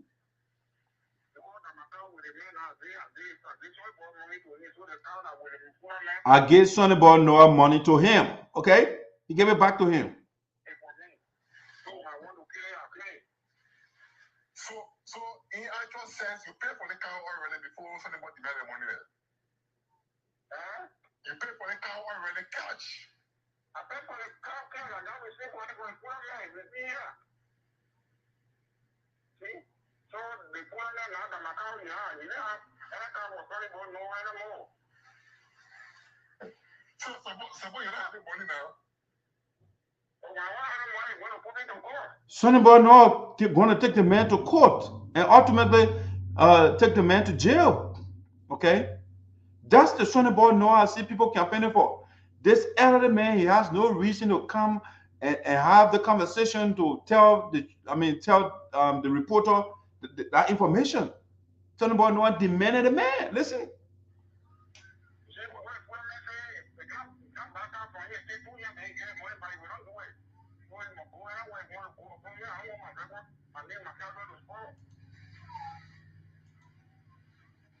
So in a Sapo tradition or dialogue program, what the voting means?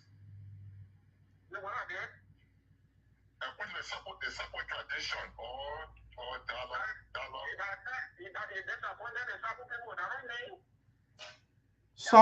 Sonnyboy Noah disappointed the Sapo people. And so that is why on October 10, he will also be disappointed. Because the people will not vote for him. When he gave $1,200 to the people, and he demanded the people to give the money back to him, why the people should vote for him? For giving few person baby diapers? Like why did you vote for him? No. And you're telling the people I have no plan for you?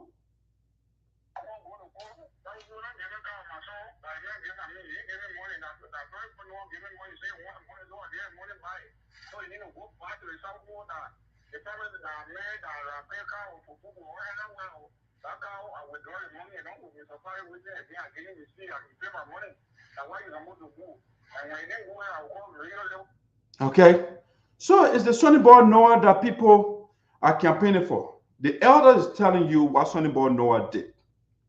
Demanded him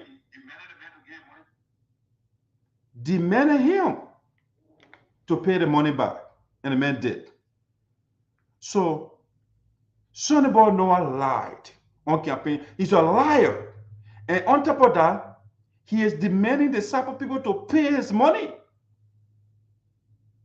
All right. So why should anybody vote for Sonnyboy Noah when the man is not in your interest? When he gave you something, he will demand you to give it back to him. Why? Why are you supporting Sonnyboy Noah? And Sonnyboy Noah is standing in front of you on campaign trail. He's not telling you how he's going to improve the condition of the district when he wins. And he's telling you, I'm going from town to town, from district to district, asking people for land so I can build my houses. And the man told you, I have no plan for you. So Sonnyboy Noah, the plan he has is for himself. To be able to get property for himself. I'm quoting Sonnyboy Noah. I'm not making anything up here. He said in the video that I just played, he going from town to town, from village to village, asking people to give him land so that he can build your own house at my house. By 2024, my birthday, I want to dedicate my houses. Sonnyboy Noah is telling you those things. And Sonnyboy Noah, somebody will come say they want to be our lawmaker. If you post Sonnyboy Noah, it's up to you. But the man defined his role already, what he's coming to do. He has no plan for you. Even the people that are following him, he has no plan for them. Because they generally ask him, what is your plan for the people? He said, I have no plan. Because the old people can read. They can read and they can write. All right. So it also means that the people that are following you, that are singing for you, you have no plan for them. All right. So it's the Sonnyboy Noah that I see people, but I know Sonnyboy Noah cannot win. You will not win it. It will be the biggest blunder in Sinoe County to pull Sonnyboy Noah, who has no plan for us. And he calling himself small Bakube. I'm small Bakube. And this is why he calling himself small Bakube, to garner, to get properties. Because we got all those fancy cars. And Sonnyboy Noah got fancy cars. The only thing Sonnyboy does not have is a private jet, but when he giving change, you buy a private jet and helicopter for himself too. Now when he calling himself small Bakube, because he's not up to where Weah is. He wants to get there, to get his private jet, because they don't want to build the roads, so they get private jets. They get helicopters so they can fly, while the people are struggling in mud in the country. So he call himself small Bakube, small Weah. Okay? So few days from now, you can auto put Weah and Sonnyboy Noah there so they can get Sonnyboy Noah, Weah get 47, right? When you add the mystery, he got 47. You add the house that he rebuilt, 9th Street. You add it there at 48.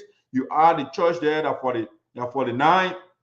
You add Jamaica Resort there, that 50. I can go on and on. Okay, you can go. And Sonnyboy Noah is doing the same thing in Sinoe County. He's doing the same thing. He wants to catch up with the president. Okay, and that's the guy. So you're put Sonnyboy Noah there. But the man is the wrong man. Sonnyboy Noah is the wrong man. If you want the right person, this lady will be a perfect lawmaker in Sinoe County. Gallah Jegbadai-Fully will make an excellent lawmaker, right? In our culture, when you see the woman, when she tie the lapper on her waist like that, you know that she means business. You know our old man when they vex, I tell you again, tie the lapper like that, the way the Gallah Jegbadai tie the lapper on herself like that. Sonnyboy Noah will tell our women what man can do, woman cannot do it. And his child that get. But he's telling the girl what a man can do, you cannot do it. And he's not saying anything sensible to our people. When he finished saying that, he said, you know what? I'm going from town to town, from village to village, and getting land so I can build my houses. Okay? We don't need that. We don't need somebody who will talk down to our girls, our ladies. No. Woman can't do what man can do. We don't want that. We want a Gallah Jegbadai-Fully who is empowering the girls so that they can do what Sonnyboy Noah is doing, even though they know she's not empowering them so they can steal what Sonnyboy Noah is doing. No, broad day. Even at night, you shouldn't be stealing. And you brag about it. You're building houses for yourself. Even though yesterday you were poor, broke man. You had nothing for yourself to even find a couple of rice cooling. But few years as poor manager, you're going from town to town, village to village, asking people for land so you can build houses for yourself. So we need Gallah Jegbadai-Fully, who built a mall in Joazon, so that Sonnyboy Noah can put a car there because he called it a garage. So Sonnyboy car can be saved, so that the people that he has no plan for, so they can go and take the car and rip it apart and go sell the parts. Gallah build a garage for Sonnyboy Noah. What did Sonnyboy Noah do for Gallah? For the ladies, nothing. One or two ladies, he gave them baby diapers. But Gallah Jegbadai say, you know, Sonnyboy Noah, I'll build the mall, whatever you want to call it, garage. You can still get a space there for your car or your cars, so the people can wreck it apart.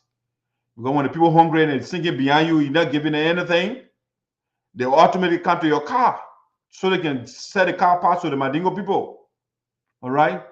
So you get a garage there in the mall to put your car. She giving the children, the students, the women, that Sonnyboy Noah said, woman can do what man can do. She put them on scholarship.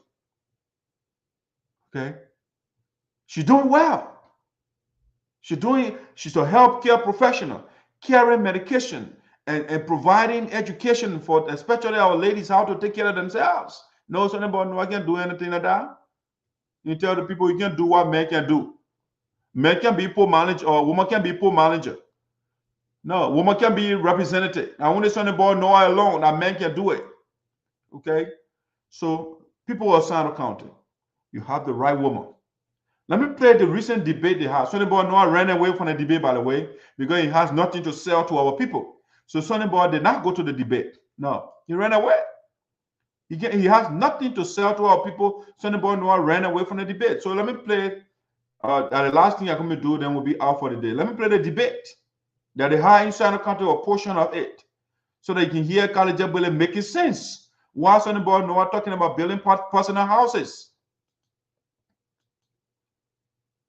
Let me play this. I will go here, minimize myself, so we can listen to this. Okay, good. And then I will put the talking point here. Let's listen to a little bit of the debate inside the county. Sonnyboy Noah was absent because he does not want his ABCD or ABC argument to be wrecked apart.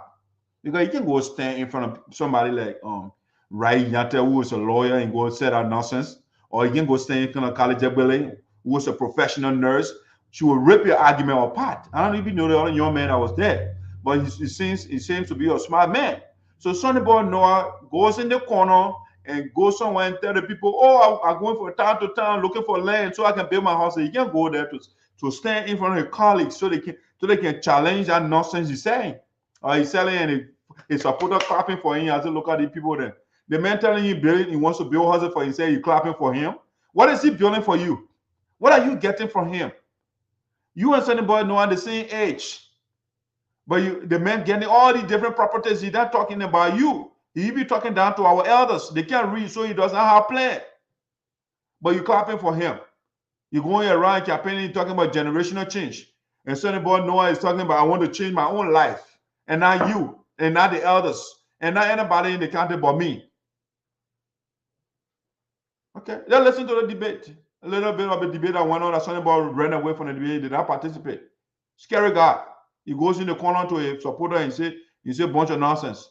I have been working in Sinoe County as a public defender for the past 10 years. Or prior to my coming, that's the man that's talking to Coin Rai Yante, right?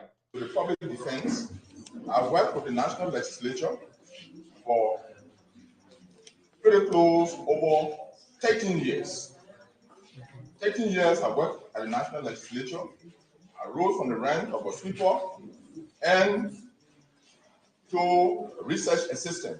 I served as administrative assistant, special assistant, research assistant, people leading the national legislature. Personally, I work as public defender for Sinoe County. Prior to this position, I lived in Sinoe. I went to school here and did a lot of things here.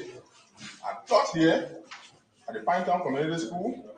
And besides that, my experience working in the national legislature, working with the executive branch of government, and working in the judiciary placed me above all other candidates in this race. Placed me above all other candidates in this race because I have the basic experience. I know the problem that our people are faced with.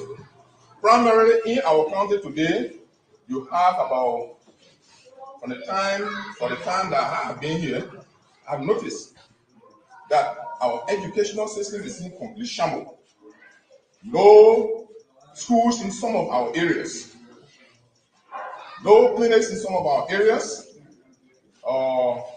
The companies that are working in our areas, they are subjecting our people to a lot of hardship as a result of the law made by laws that are on our books that are drafted by the national legislature. And so all of these things, if we are elected representative of this district, we are going to ensure that all the bylaws, especially in our decent work bill, are reviewed thoroughly and amended and rectified, so that our people, working with Golden Beryllium, working with all the other companies around, will have or will be benefited. And besides that, we are going to ensure that the charter creating the Sinoe Community College is reviewed, because institution is up. So when you listen to me from the inception, I said, once my hand is raised up, it means you've got 50 seconds. So within 15 seconds, your thought process could be wrapped up within that time. So when my hand is up, it doesn't mean you stop. So it means you got 15 seconds. So you know what you can talk in 15 seconds. Thank you. We will. So that was of Nyate, right? Made a case. Sonnyboy Noah could not do that. So he ran away from the debate just the same way the boss man, Weah, does not go to debate, right? Because they don't want their ideas to be challenged by the opponents, you know, because debates are very, very important. If you have a vision for your people, if you have a dream for your people, these are the kind of forums you go to sell your ideas to the people, your vision to the people. But when time comes for this Sonnyboy Noah, they run away because they can only make sense to people in the corner that can challenge the ideas, you know. So you heard Nyate, you talk about how he grew through the ranks and files. He started from the legislature, he went to the executive, he went to the judiciary and all of that, right? And things that he wants to do, he presented his platform. Sonnyboy Noah can't do that. That's why he ran away from the debate. Let's listen to Gallah Jegbadai-Fully next. Move next to candidate Jegbadai. Thank you very much. You know, that introduction is needed, but the good thing about it, I don't think I have to give that much introduction because I think probably 95% of the individuals in this debate hall know who I am. My name is Gallah Jegbadai. I am a registered nurse. I mean, the problem I have with that, Gallah, you already said the people, 95% of the people that know you already. So you are just consuming your time when you start to do introduction again. You already told you they know you, so you don't need further introduction, right? Just go launch straight into your vision and tell the people what you want to do, right? But it just ate a time over here. I hold a degree in nursing. I've been a nurse for 27 years.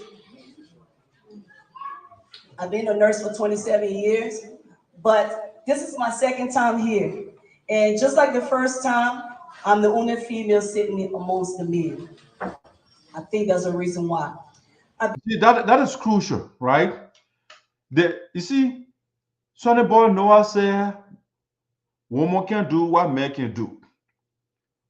But the men over there, the only female, that the Savior Tali, the Carlos Shebe, the Alina Chilla, all the ladies, they can't go over there because they are not sophisticated enough to discuss the issues.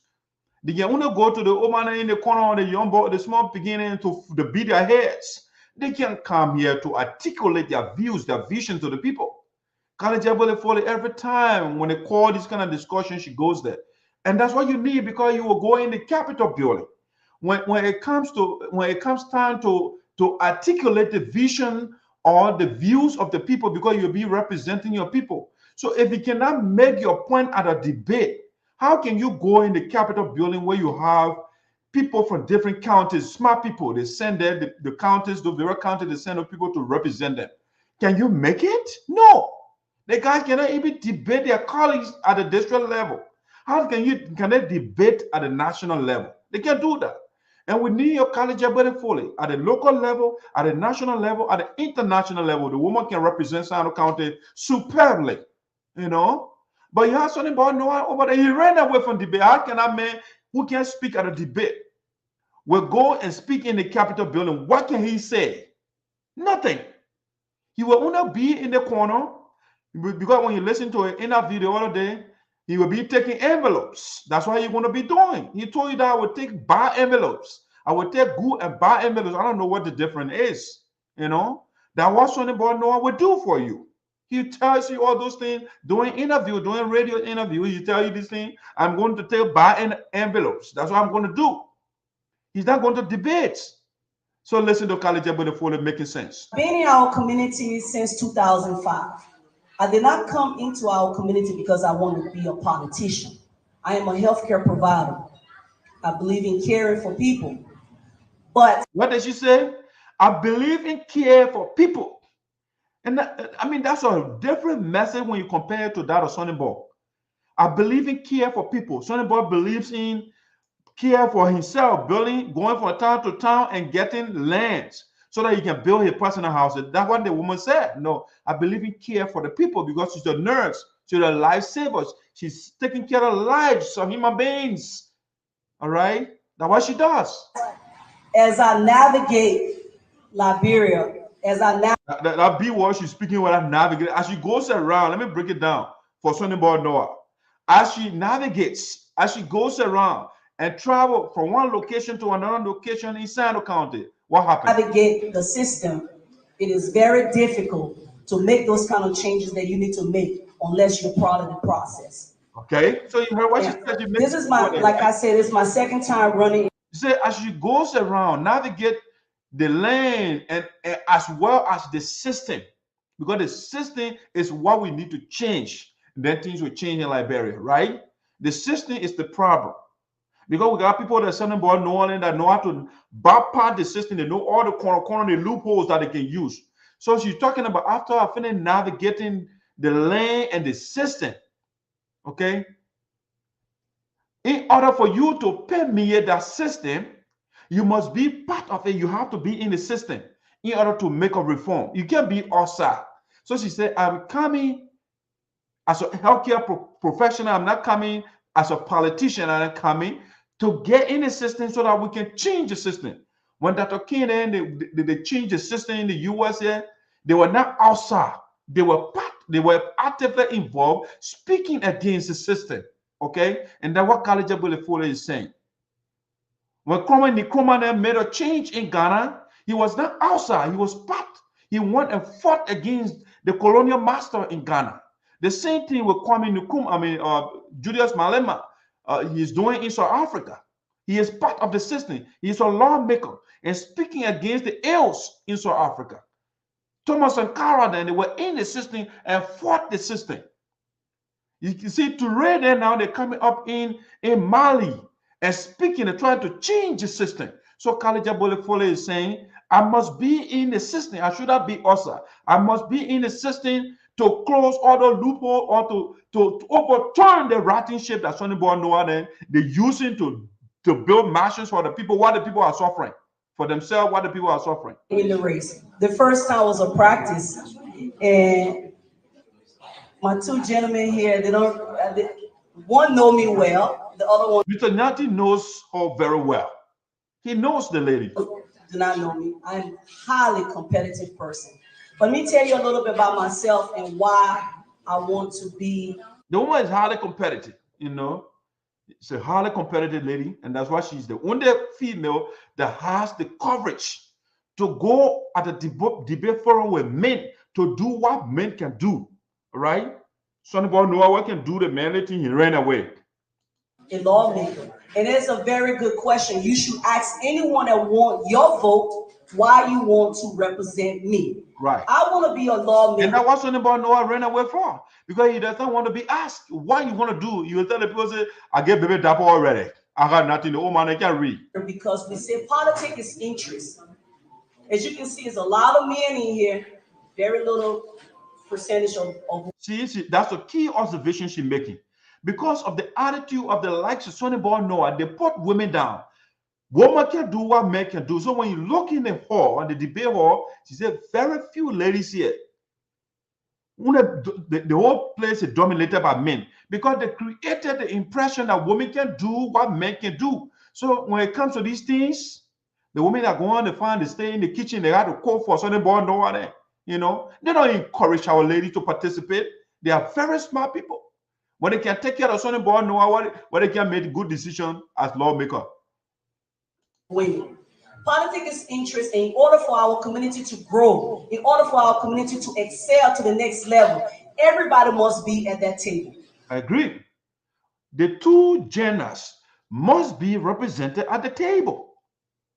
Because a lot of the men, we get some of them, not all of them, but a lot of them, they are only there for their own interests.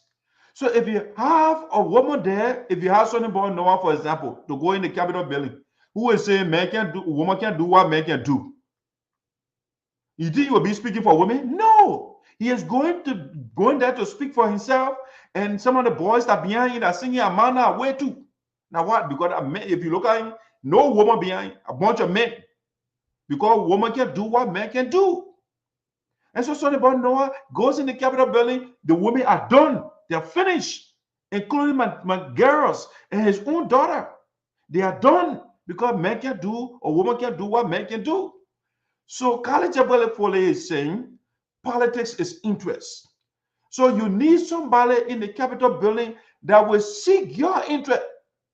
You, the people, and not Sonnyboy Noah alone. It is not men against women. No. That is one of the reasons why it's not men against women. No. I decided to get in the race. The second reason why I decided to get in the race, when you have the opportunity to be exposed, it said that your education means absolutely nothing if your community cannot benefit from that education. Key line. Your big book, they think the word, what's Sonnyboy Noah, I can listen to Sonnyboy Noah and predict the word in an account. You say, vicissitude, approbation, disdain. One of what he likes, those are, I mean, so the lady is saying Sonnyboy Noah speaking all the people. It means nothing when your education cannot transform the lives of the people. You transform your life. Okay, fine. What's about the people the children that are running behind you with slippers and you wearing all the fancy clothes, the gold and the diamond? So when she said, when your education cannot transform the society, when it cannot impact the people that you are leading or you want to lead, your education means nothing. So Sonnyboy Noah, education means nothing because he is not impacting the people. Giving somebody baby dapper is nothing, and then you turn around and say, oh, because I gave you baby dapper, vote for me, or the $1,200 I give to you, you give it back to me. You are not impacting the people. That's what Gallah Jegbadai is saying here. We decide that we will take part in this election because we know we have what it takes. When it comes to getting on the floor and discussing the issue, putting the policy on the table, we're far above everyone else, and we know that. Perfect. See, that's true. She's far above everyone else. When it comes to discussing the issue, standing on the floor, and making sense and talking policies. You use the word policy, right? Because that's what we need to change Liberia.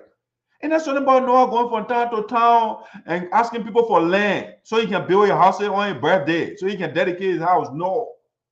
We need policies that will systematically change the system so that everybody will benefit. A rich country with 5 or 6 million people. And when the Sonnyboy Noah and Bakube enjoying, he calling himself small Bakube. And the masses are suffering. And all they do is to sink beyond Sonnyboy Noah and Bakube. And the woman said, no, we need somebody on the floor who will not be timid, who will not be afraid, who is not, I mean, Sonnyboy Noah, they're only there to get money, right? They're going there for money. The woman is not going there for money because she has had it. All right. She says she's been a nurse for 27-something years in America, BS, and even if you're LPM, you make a lot of money. You're not making less than $4,000 2 weeks if you put in the hours. So a BSN making a lot, not less than $5,000 or $6,000 that woman makes bi-weekly in America. So she's not looking for money. She runs her own business here. When I had an interview with her, she said my business worth $2 million. She's not going there for money. She genuinely is there to help the people. Not Sonnyboy Noah who telling you, say, I want land so I can build my own horses. The horses I got is not enough. They are not enough. I want more. Being in the 2023 election actually is a proud for me, and I'm very, very honored to be in this election. But getting to know who I am as a person, meaning, in other words, I am not the person that's going to deceive you or play any games or any tricks. That's what you want. You don't want deceptive people. Sonnyboy Noah will deceive you. He'll tell you, say, oh my God, at the port, doing a first interview with me, oh, I met 2 persons. Then you come to campaign trail, I met 73 persons. Which one? That deception. Man's lying to you. He's not honest. Okay? So Gallah say, I'm not coming to deceive you. I'm going to be true. I'm going to be honest. I'm going to represent you, and you'll be proud of me. With you. So this is who I am. I am Gallah Jegbadai. 3 minutes up, she's spoken. All right, guys. You see, this is what we need. We need this lady to represent us in the Capitol building, and not a Milton Teahjay and Crayton Duncan and Sonnyboy Noah. When you do that, then you are carrying the Teah Regional County another 100, because currently we are 176 years, right? You are carrying us back another 6 years or 9 years if you're a senator. No. We need somebody who is genuine, who is telling you, I'm not coming to deceive you.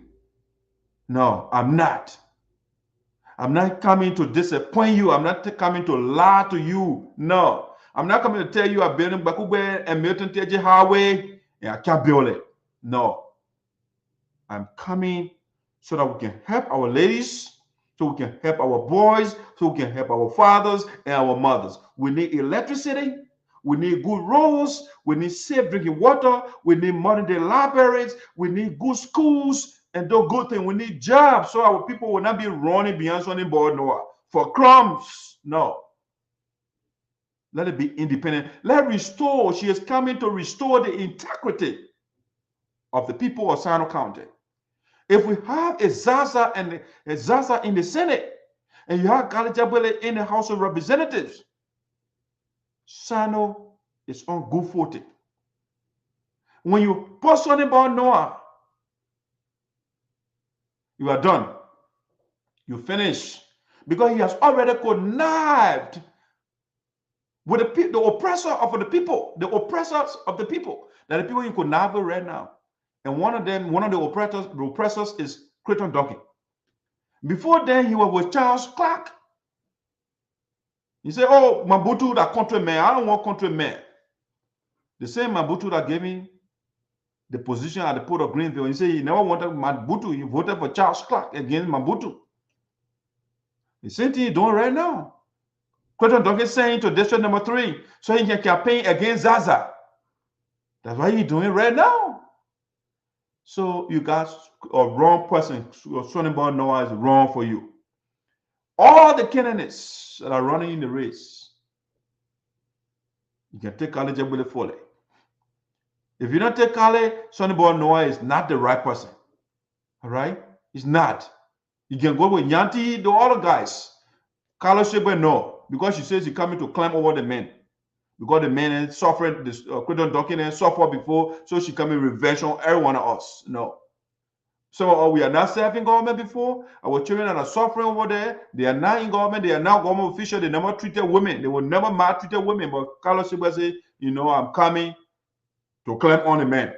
No, we don't want her. We want Gallah Jegbadai-Fully. We want a Zarzar in the Senate. And Sinoe will be great. Thank you so much for joining us today. This election, we will be here to give you the happenings from Sinoe. Every precinct, we have contacted our boys and girls, men and women, so that they can send the information. We got rooms here, right? We got the factual room, we got the speculation room, and all the different rooms here. And so we're going to be coming, the information will be coming in the miscellaneous room, and then we're going to compartmentalize them, put them in different rooms, and give you the facts from the fiction. So you have to be on the platform Voice of Sinoe, so that we can give you a play-by-play from Sinoe County and around the country to get the happenings in our country. This election is crucial. This election is crucial. You have to make a change. Because if you don't make a change, because Einstein told you, right, the definition of craziness is doing the same thing over and expecting different results, right? If you want a different result, you need new set of leaders. You don't need a Sonnyboy Noah who led you for 6 years, and what he is telling you, he's doubling down. He built 40 houses, and he's standing in front of you and saying, you know what? Right now, I'm going from village to village, from town to town, and asking people for land so I can build my house or houses. By my 2024, my birthday, I want to be dedicated my houses. No, that's not what you need. When you post Sonnyboy Noah, you get the same result that you're getting right now. Now, baby, that's good for you. That's what the brother will give you. But when you want different thing at the level of the presidency and the legislature, you need to change. You need a radical change of the system. You got to change the leaders. Okay? You don't need, at the presidential level, you don't need a Judge Weah, not Weah. We don't need the two people. Why? Because Weah served you for 40 some more years. Him and Judge Weah, they served together. Honor Allen Johnson Sally. He was the president of the Liberian Senate. Judge Weah was a senator. They used to make the country budget and make their own budget. Before a bill leaves, you need the president of the Senate Pro Tem to sign it. Everything Joseph Weah participated. Judge Weah participated. They looted Honor Allen for 12 years. Judge Weah was the peace ambassador for Allen. He got a budget on Allen, and he was a senator on Allen. He also made his own budget. And he became president. You can see what Judge Weah is doing. He buying helicopter right now, flying because he cannot cope with the roads in the country. No, the roads are too bad for him. The roads are only good for you, the people. Okay, so the man is flying with helicopter around the country. He buying all the different sport cars, you know, that were good for Judge Weah. So you need to change Judge Weah. You need a gonglo in the Capitol building or in the executive mansion. All right, you will get the good president. I watched the debate today. They had a debate. Judge Weah run away, Joseph Weah run away, Cummings run away. All the big guys, they ran away. The training ones, okay, because they have no plan for you. So when you call them for them to real sell their idea where other people will be listening, the opponents will challenge the idea. No, they don't want to go there. They just go to the corner and just say things. They throw jabs. That's what they do. When Joseph Weah means well, he will go to the debate and explain his agenda to the people. When Judge Weah means well, when he has a vision for the Liberian people, he will go there and sell his agenda to the people. No. That Gonglo went there today. All right. There's a lady that was there too. She made sense. All right. But Gonglo was making sense. He was telling you when I come, number one thing we'll do, the Constitution says the people are supposed to know how much we, the public official, making. We will put everything online so you can see how much we're making. But right now, Judge Weah is hiding their salaries from you. They can't tell you. They can't tell you. When you ask them, say, oh, go check for it. You go on their web, you go to the executive mansion website, you will not see Judge Weah's salary there. No. They hide it. When you see the national budget, how many of us can read that budget and understand it? They make it so convoluted so that you can't even, when you read it, you can't understand it. All right? That's what they do. And so Gonglo is clear how you're going to lead the country. He says something he said today. He said, no one will become president. Nobody will leave the country and go get health coverage to get health care. We want to, because the healthcare got to sell. We ourselves cannot go to those hospitals. The people should not go there too. See, that's something he's saying. So when we have to go to the hospital, we'll improve it and we'll serve us. But in as much we're going out of the country to get healthcare, we'll care less for these healthcare facilities in the country. So when I become president, nobody going out of the country to get health coverage or to get health service. You will get it right in Liberia. We'll put time into it. You go want to live long, you want to get best care. So we're spending money there. Now, Judge Weah will flies out of the country to get health coverage and to get a medical evaluation. No. Gonglo is telling you those things. So he's the best man for you. All right, guys, I'm out for the day. I want to say thank you so much for joining Voice of Sinoe in the diaspora. The election will be covering, we'll give you everything play by play. All right. And that's been said. We'll catch you again on the next show. We'll put a notice out when we're coming up to let you know. Have a fantastic day. I'm out.